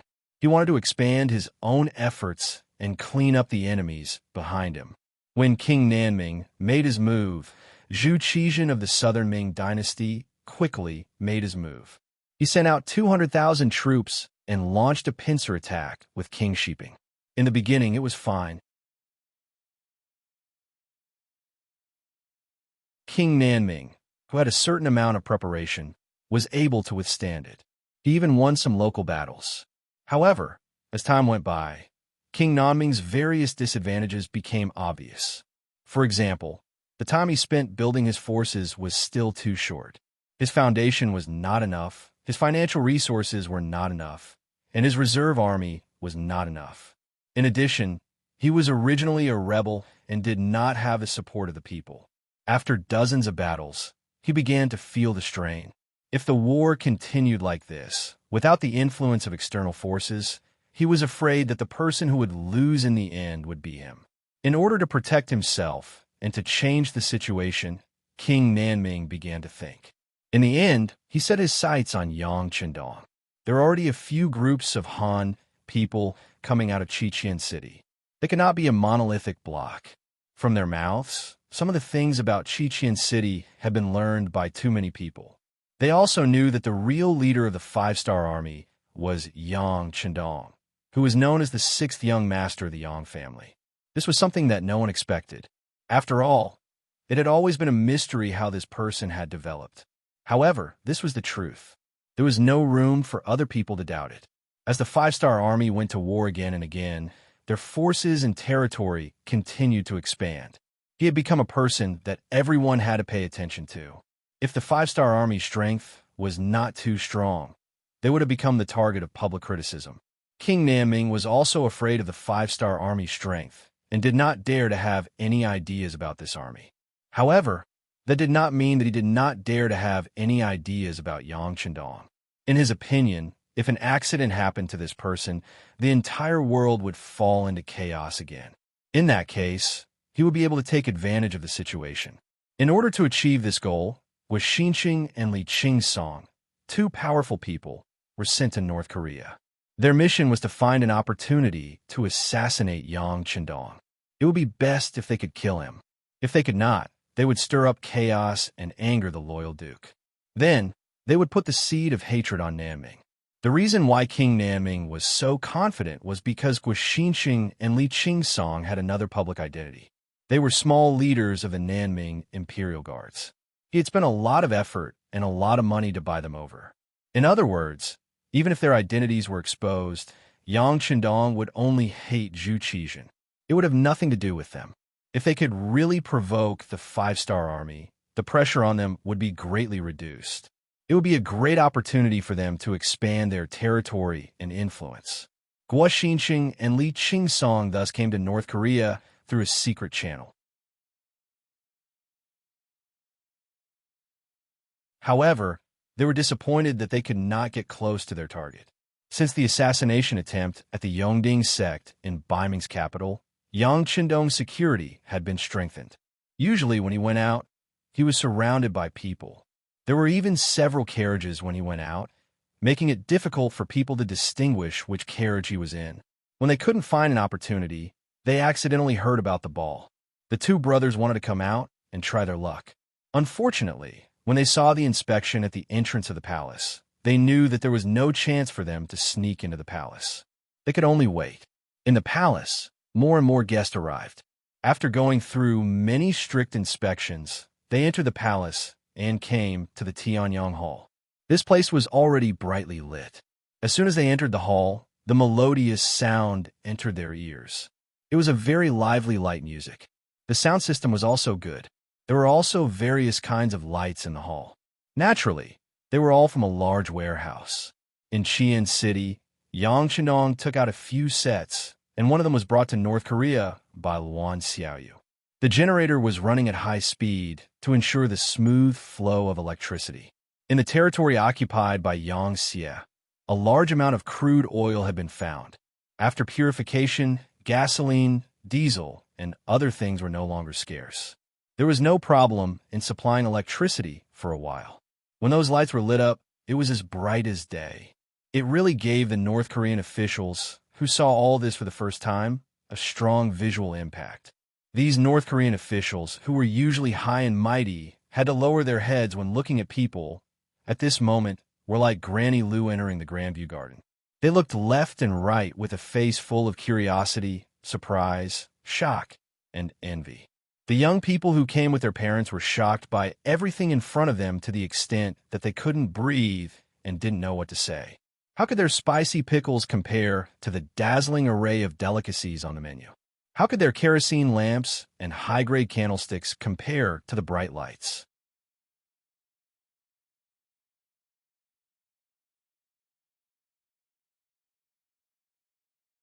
Chapter 941. On both sides of the hall, there were crystal-clear glass cups covered with a layer of high-grade white cloth. They were probably expensive, right? There were also drinks of various colors in the cups, which were beyond their knowledge.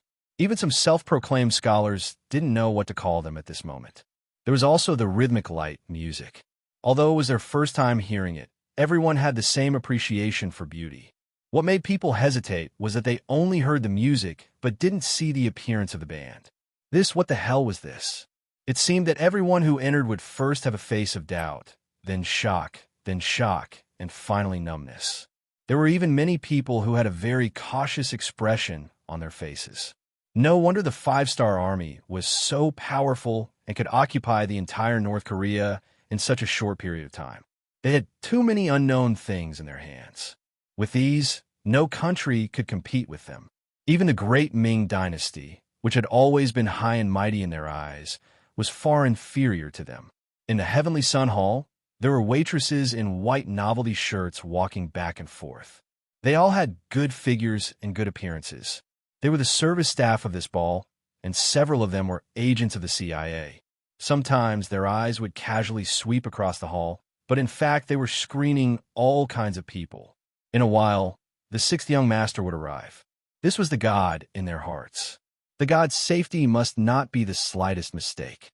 Otherwise, their immediate superior, the fifth madam, would impose additional punishment on them. It would be a punishment for them to regret being born into this world. After most of the people attending the ball had arrived, a group of soldiers wearing military uniforms walked in. They were all tall and had boundless killing intent on their bodies, causing many of the young masters and young ladies to show fear on their faces. After these soldiers appeared, they once again carefully checked the big and small corners of the entire Heavenly Sun Hall. After confirming that there was no danger, they hid in the darkness. When everyone saw this scene, they knew that the great Ming dynasty's Duke of Loyalty was about to appear. Sure enough, less than 10 minutes later, Yang Qindong appeared. As if to match the atmosphere of the cocktail party, he did not wear a green robe. Instead, he changed into a pure white Chinese tunic suit, which set off his valiant figure, made him look handsome and tall. Following Yang Qindong was Luan Xiaoyu, who was wearing a red evening dress. This red dress, which was tailor-made for her, made her look even more beautiful. Luan Xiaoyu's skin with light makeup also looked much fairer in the red dress. Coupled with the design of the dress, it made her figure look even more graceful. As soon as she appeared, she attracted the attention of many men. In contrast, those North Korean girls who seemed to be carefully dressed were dwarfed. This couldn't be helped. They didn't have the best advisor like Yang Qindong. They were conservative and didn't know how to show their advantages. How could they be compared? When Yang Qindong and Luan Xiaoyu, this golden couple, appeared, it immediately attracted a burst of applause. Then Yang Qindong took a wine glass from the hands of a waitress who was wandering around the venue. He raised the glass of red wine and nodded to the people who attended the banquet. At this moment, Yang Qindong seemed to have returned to the moment when he participated in the banquet and completed the mission in his previous life. The only difference was that he didn't have a dangerous assassination mission to do. The difference was that the clothes of the people who attended the banquet were different, but in the end, it seemed to be inharmonious with the atmosphere of the banquet. Naturally, this feeling was only shared by Yang Qindong. He had seen too many so-called successful people wearing suits and bow ties. He had also seen too many women who should be revealing, and even women who were revealing for the sake of revealing. After seeing the tightly wrapped officers and North Korean men and women, he couldn't help but feel a sense of inharmony. Yang Qindong raised his glass. The officers and North Korean officials were shocked and quickly found their glasses and raised their hands. In the process, because some people walked too fast, they almost fell to the ground, which also caused bursts of laughter. However, Yang Qindong didn't care about this. Instead, he smiled at those who almost made a fool of themselves. The meaning of encouragement was very obvious. Who knew how much loyalty he had gained from just this gaze alone? Everyone raised their glasses. Yang Qindong gently raised his left hand. The music stopped, and the audience became quiet. At this moment, his deep baritone voice sounded. "Everyone, thank you for taking time out of your busy schedule to attend this banquet. You're too polite. What are you talking about? It's our honor to be able to attend this banquet." That's right. This is the face that you've given us. We can't thank you enough." All kinds of voices came from below. Without exception, all of them came to express their goodwill. It seemed that if they didn't say something, they couldn't express their excitement at this moment. In this regard, Yang Qindong smiled and nodded gently. After that, he continued to say, "Everyone, the former North Korean kingdom no longer exists. It has been replaced by the North Korean province. Next, Zhang Yi will be the first governor of the North Korean province. Zhang Yi is a person with outstanding ability. I believe that with his leadership, North Korea will soon become powerful and rich." Clatter, clatter, clatter. Amidst another round of applause, Zhang Yi walked out from the crowd and nodded to thank the crowd. Zhang Yi is indeed a good leader. I asked him to come here and work. I asked him if he had any requests. The first thing he said was that food is the most important thing for the people. He asked to reduce the price of food and solve the problem of the 2 million people in North Korea first. Since he's here to preside over the overall situation, I have to support him. There's no need to say anything. Sell the food at 20% of the pre-war price. I believe that there won't be a problem for the people to eat." Yang Qindong said with a smile, but these words shocked the North Korean officials who attended the banquet. North Korea was originally an agricultural country. Although it was close to the sea, most people still made a living by farming. Therefore, the price of food had always been very low. It was only because of the recent war that North Korea changed. The people were afraid that something would happen, so they began to stockpile food to ensure their safety. But now, Yang Shandong not only stabilized the price of food, but also sold it at 20% of the pre-war price. How low would the price be? It was almost the same as the country's harvest price. It was not an exaggeration to say that the situation in North Korea would quickly stabilize once this policy was implemented. After all, the problem of food and clothing was solved, which was equivalent to solving the most unstable factor. Everything would be much easier to do next. This decision was made because of Yangtze's development in the past few years. Chichen City had always believed in walking on many legs. While developing industry and commerce, they did not fall behind in agriculture. For example, in Vietnam, Laos, and most of Ryukyu Island, all the land that could be developed was planted with food. In the spirit of paying taxes according to the proportion of the harvest of the land, this greatly increased the enthusiasm of the farmers. The income was directly linked to the output, and it was no longer a fixed land tax. Whoever planted more food would get more. They were no longer farming for the country, but for themselves. The enthusiasm of the people was unprecedentedly high, and a large number of wastelands were reclaimed. In addition, any farmer could apply for a loan from the local government to borrow cattle and farming tools. In the past 2 to 3 years, the weather was good, and the farmers had gained a lot of land. The granaries of several provinces had also been enriched. Now was the time to show the results. It was not difficult to transfer a part of the food from there to North Korea, but the benefits to the people were real. There was a saying among the people, if there's food at home, there is no need to panic. As long as the basic livelihood of the people was guaranteed, the people's hearts would be stable, and they would not be easily defeated by some things. The establishment of the North Korean provincial government would be more stable, and it would be much easier to implement other measures.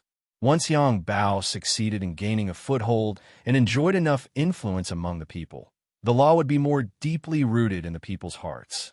The people would not be bullied and their hearts would be stable. It would not be long before North Korea could exert its power and emit its unique spring. The reforms in Ryukyu Island, Laos, and Vietnam had proved everything. As long as they followed their pace, it was only a matter of time before they became strong. This was the bright path that Yang Shandong pointed out for the development of the place, a path of success that had been verified by later generations with facts. After the public announcement of the food problem today, the situation in North Korea would soon be stable again. This was already a visible fact. Yang Shandong had a confident smile at the corner of his mouth. Under his influence, the mood of the people attending the ball became more cheerful. Well, with the development of the previous dynasty's Xian province, Governor Zhang Yi will lead the provincial government to work hard with all of you. Then, let's toast to a better tomorrow.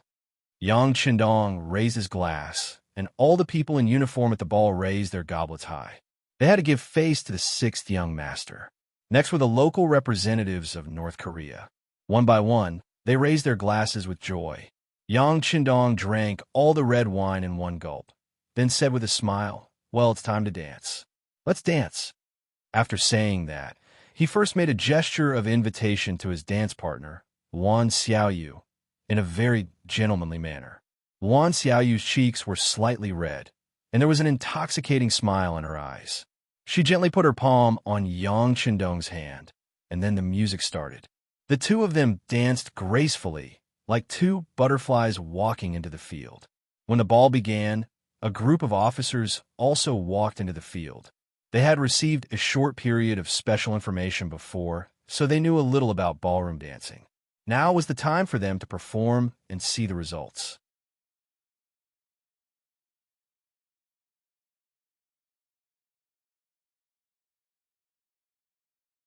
Chapter 942. Of course, there were those who didn't. Among the officers, there were those who liked dancing, and there were also those who didn't. But no matter what, this was the sixth madam's idea, and the sixth young master agreed to it. Just based on this point alone, no one would refuse to give face. Regardless of whether they liked it or not, they could only brace themselves and support it. For example, one of the high-ranking officers, Tian Hu, was someone who didn't really like dancing. As the commander of the 1st Cavalry Division, Tian, who had been in the limelight recently, he and his division's combat strength was admired by even the most arrogant Lung Feng. He was one of the few officers in the mixed army who could be treated with respect. However, not many people thought about how much effort the 1st Cavalry Division had put in to achieve their current results. When others were resting, they didn't rest. When others were resting, they didn't choose to rest. When others were resting after a big battle, they still continued to train like a raging fire. It was as if they were born to fight. It was because of his hard work and dedication that they were able to achieve results that only firearms could achieve with cold weapons. Recently, the situation in North Korea had become more and more stable. Many of the armies had entered a period of rest. Even Lung Feng's training only lasted for 4 hours in the morning, 4 hours in the afternoon, and 10 kilometers in the evening. However, only the 1st Cavalry Division continued to train on horseback. They practiced chopping and chopping on horseback. They used wooden swords in the practice, but even so, it was very easy for them to be lightly injured if they were chopped on a high-speed horse. Because of this, at least 10% of the cavalry was injured and didn't have the chance to return. This kind of training was a very self-consuming training method. The abnormal decrease in the number of soldiers had caused the 3 regimental commanders under him to complain incessantly. There were even people who reported this matter to Yang Chendong. If this was a peaceful era, this kind of training would indeed be a little too much. But now, the world was already in chaos. No matter how powerful the 5-star army was, they would still have to face all kinds of provocations at any time. The influence of a strong army would be very great. In the end, Yang Chendong didn't criticize Tianhu at all. Instead, he was very satisfied with Tianhu's way of handling things. Not only did he scold the officer who came to complain, he even stripped him of his military uniform and transferred him to the local area to work. Yang Chendong's support gave Tianhu a lot of confidence and courage. This was also the biggest reason why the 1st Cavalry Division was like a ferocious tiger on the battlefield, without any opponents. After all, Tianhu used to be one of his students. He was a talent who excelled in both the pen and the sword. Yang Chendong believed that Tianhu's training should be targeted. As for injuries during training, it was originally unavoidable. It only proved that one's strength wasn't up to expectations. In order to make the best use of the sharp sword in his hand, Yang Chendong gave another order to allow Tianhu to continue expanding the army. The soldiers could be selected from the entire army. In the end, there would be 5 regiments, with each regiment having 2,000 soldiers, a total of 10,000 soldiers.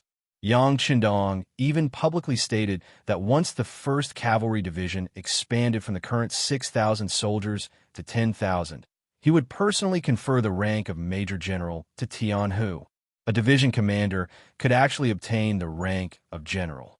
This was a special case in the entire 5-star army. Tianhu would break another record. Because of this, Tianhu was naturally very excited. As a warrior, he had dreamed of becoming a general when he first joined the army.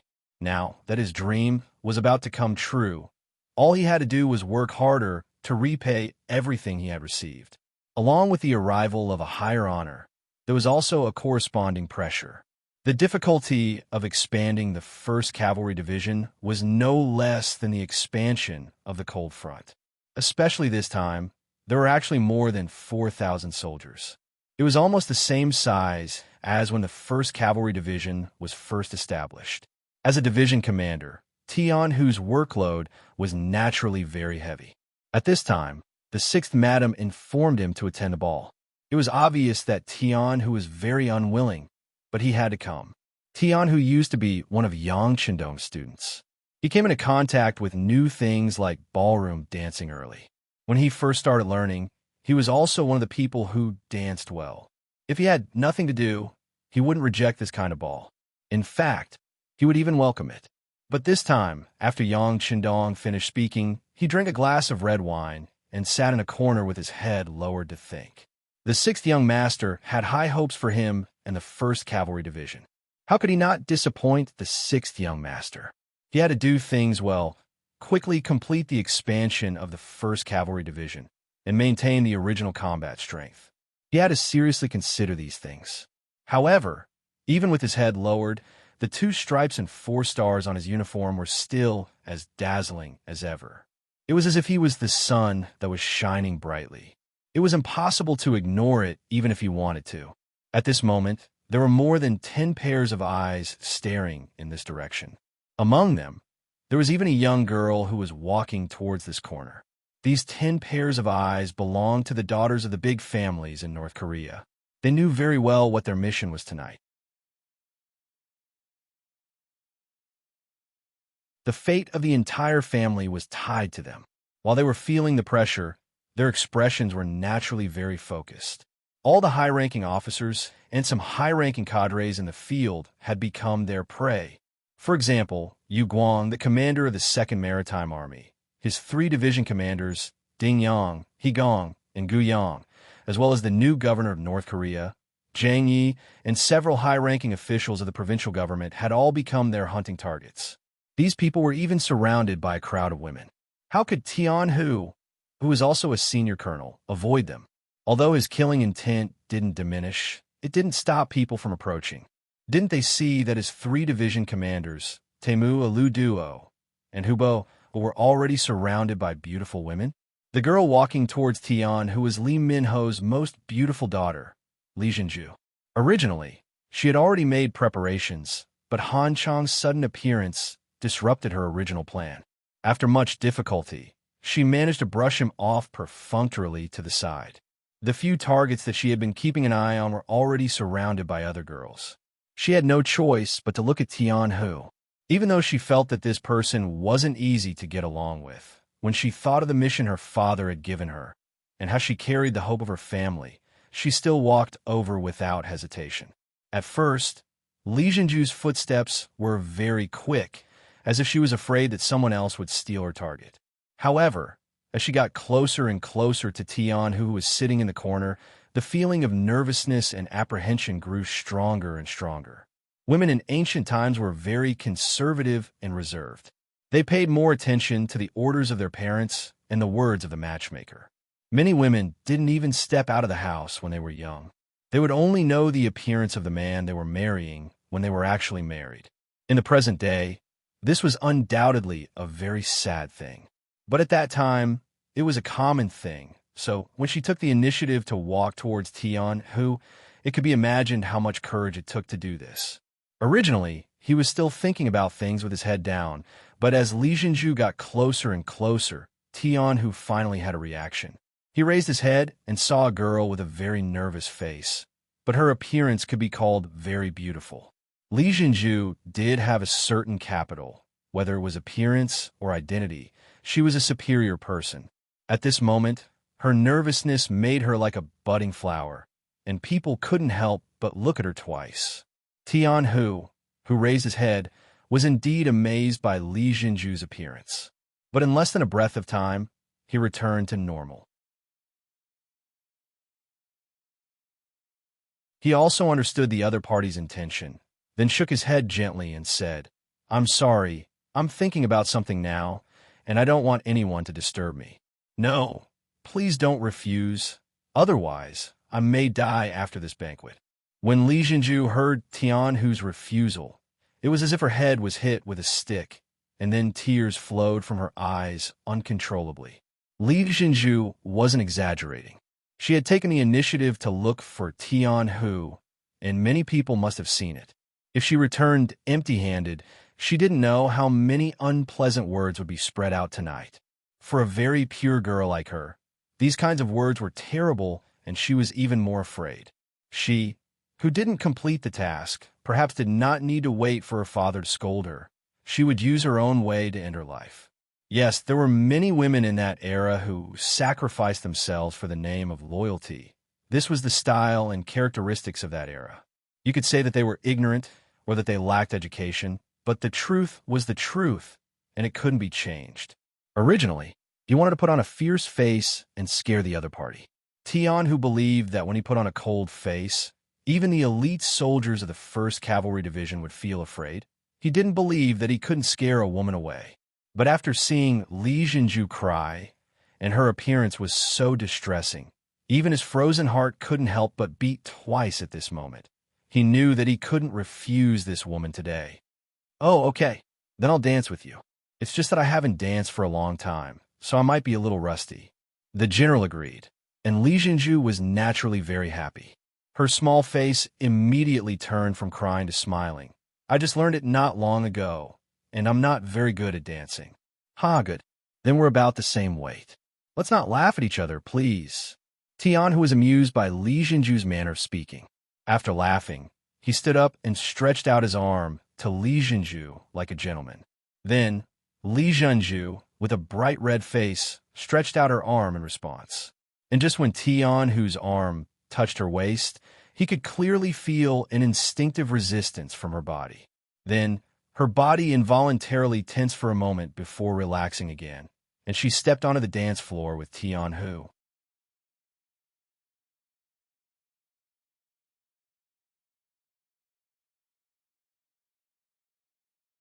Chapter 943. Some things could be faked, but some things could not be faked. Tian Hu could clearly feel the nervousness in Li Jinju's heart. Only a young girl who was ignorant of worldly affairs would have such an expression.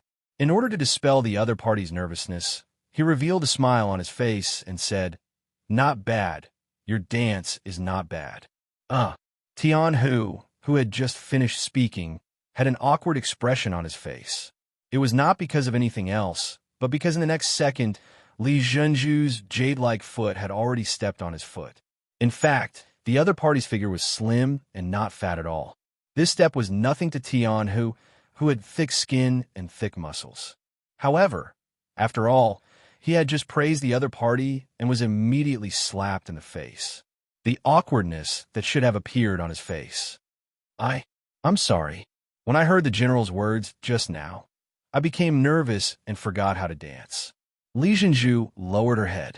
At this moment, her face was so red that if one did not listen carefully, they would not be able to hear her voice clearly. As a commander, the young Tian whose hearing was naturally good. He chuckled and said, "It doesn't matter. Relax your whole body. You can't be tense when dancing. Just follow the rhythm of the music. As long as you get into the mood, everything will be fine." "Oh." Li Jinju listened and then unintentionally made a very cute action. That was, she stuck out her tongue to express her embarrassment. It was this action that attracted Tian Hu, making him feel this girl's cuteness and her natural playfulness. Taking a deep breath, Tian Hu suppressed some kind of impulse in his heart and continued, "Yes, take a deep breath and exhale. After a few times, your nervousness will be reduced by a lot. Then, you will be able to enter a normal state." Li Jinju followed Tian Hu's instructions. Sure enough, after a few times, she felt that the nervousness in her heart was not as strong as before. The dance steps that she had learned over the past few days could finally be used. She could even cooperate with Tian Hu to make a few difficult movements. Immediately, she said with a happy face, "You're so good. Did you often dance before?" "How is that possible? Even if I didn't have the time, I didn't have the conditions. I just learned it from a sixth young master." Tian Hu shook his head with a smile. "The sixth young master? Loyal and courageous? Did you learn from him?" Li Jinju asked curiously. "Yes, I was once one of the students of the sixth young master, and that was one of the best times of my life." The murderous look on Tian Hu's face disappeared as he recalled the time when he was Yang Chendong's student. It was replaced by beautiful memories. Suddenly, the resolute general turned into a gentle and heroic man. This scene made Li Jinju stare blankly. She even forgot the seniority. She raised her head and stared at Tian Hu's face impolitely. To her, tonight was the day to find a backer for herself. Her father's request was very simple. The other party only needed to have enough power to protect the Li family. Of course, the higher the position, the better. But for Li Jinju, if she could find a man she liked who was also capable, it would be the best of both worlds. She didn't know what love at first sight was. She only knew that it would be good if the other party didn't make her hate him. Otherwise, She really didn't dare to imagine what it would be like to spend the rest of her life with a man she didn't like and even hated from the bottom of her heart. Fortunately, she was lucky enough to meet Tian Hu. Not only was this person young, but he also had many pentagrams and bars on his shoulders. He also looked easy to get along with and wasn't the kind of person who was overbearing. This made Li Jinju's heart filled with happiness. On the battlefield, Tian Hu would not even bat an eyelid, even if he was facing an army of thousands of men and horses, or an enemy that was several times his size. But now, facing Li Jinju's gaze, he realized that he was unable to withstand it.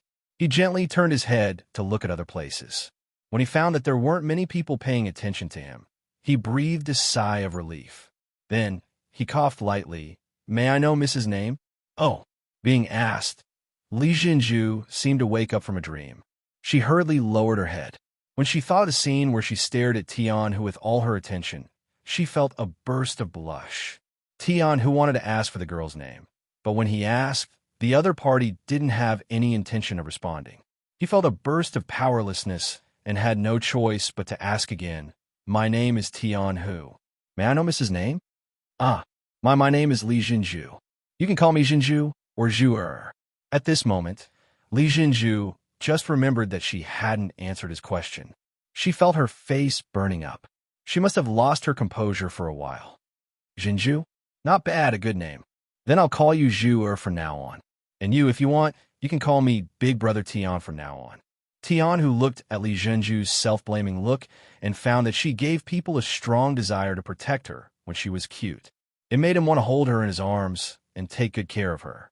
The so-called bright and affectionate was referring to the current Tian Hu and Li Jinju. When the music ended and there was a short break, the two of them reluctantly let go of each other. Then, as a man, Tian Hu generously invited the other party to sit in the corner so that the two of them could continue to talk and deepen their understanding of each other. Of course, Li Jinju wouldn't miss such an opportunity. She nodded repeatedly. Then, she thought of something and nodded reservedly. When Tian Hu saw this scene, he couldn't help but chuckle. After the long song ended, the situation in the field gradually became clear. If both the man and woman felt good, they would invite each other to sit alone for a while. If they didn't feel good, they would naturally smile and politely part. Yang Qindong and Wan Xiaoyu also came to the main seat after the song. Then they saw that there were already a few young men and women sitting together in the field. Looking at the initial results, Wan Xiaoyu couldn't help but happily say, "Big brother, look at the results. A few men and women are about to freely fall in love." He, Yang Qindong, shook his head and chuckled. Was this considered to be the beginning of love? At most, they would have a little favorable impression of each other. Moreover, this favorable impression was forced on the woman. To put it bluntly, the choice was all up to the man. Just like this ball, it was said to celebrate the victory, connect the feelings between everyone, and also solve the personal problems of some officers and cadres. But in fact, the last one was the most important. By solving the problems of some cadres, the local upper class of the Korean people would be integrated into Yangxia through marriage. This could deepen the feelings between everyone and make everyone warm up faster. It could also improve the overall quality of the next generation. Yang Qindong didn't object to this point. After all, who wouldn't like beautiful things? Yang Qindong also didn't object to this point that the local forces would be disintegrated faster through marriage. As long as these people were loyal to him, why couldn't he develop their forces in private? It was simply unrealistic to expect that everyone was a saint and would work hard for him without getting anything in return. However, development was development. He must not go against the general direction of this big force. Otherwise, no matter who the other party was, he wouldn't mind uprooting them. When that time came, these people shouldn't blame him for being ruthless. After all, everything these people had was given to them by him. He also had the right to take everything back if he was forced to. Yang Qindong smiled and didn't say anything. Wan Xiaoyu thought that this meant that he approved of her plan. She immediately asked, "Big brother, how did my mission go?" "Good, very good. Yang Qindong was not stingy with his praise.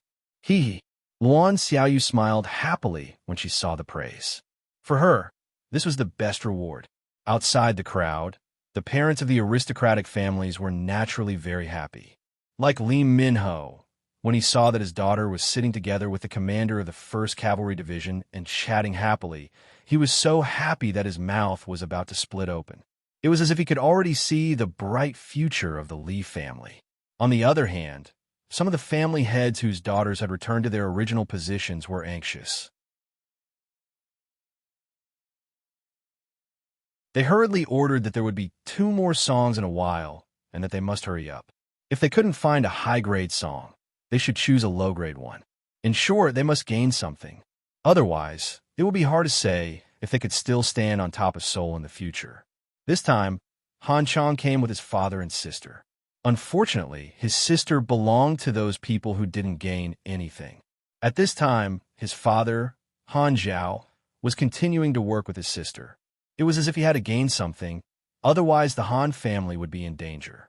At this moment, Han Chang didn't pay attention to this at all.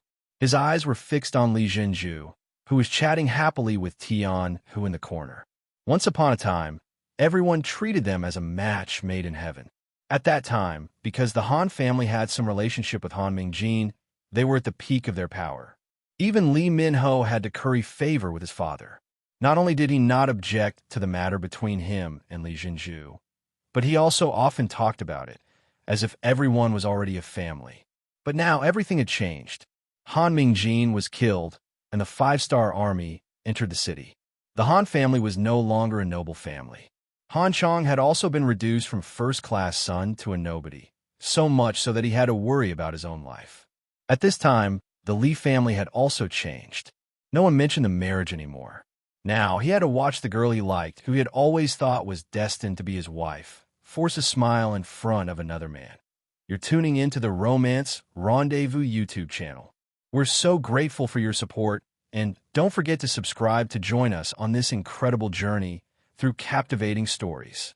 Your generosity through donations truly makes a world of difference, as it's the primary source of revenue that allows me to expand and enhance this channel for you. Thank you from the bottom of my heart for being a part of this adventure.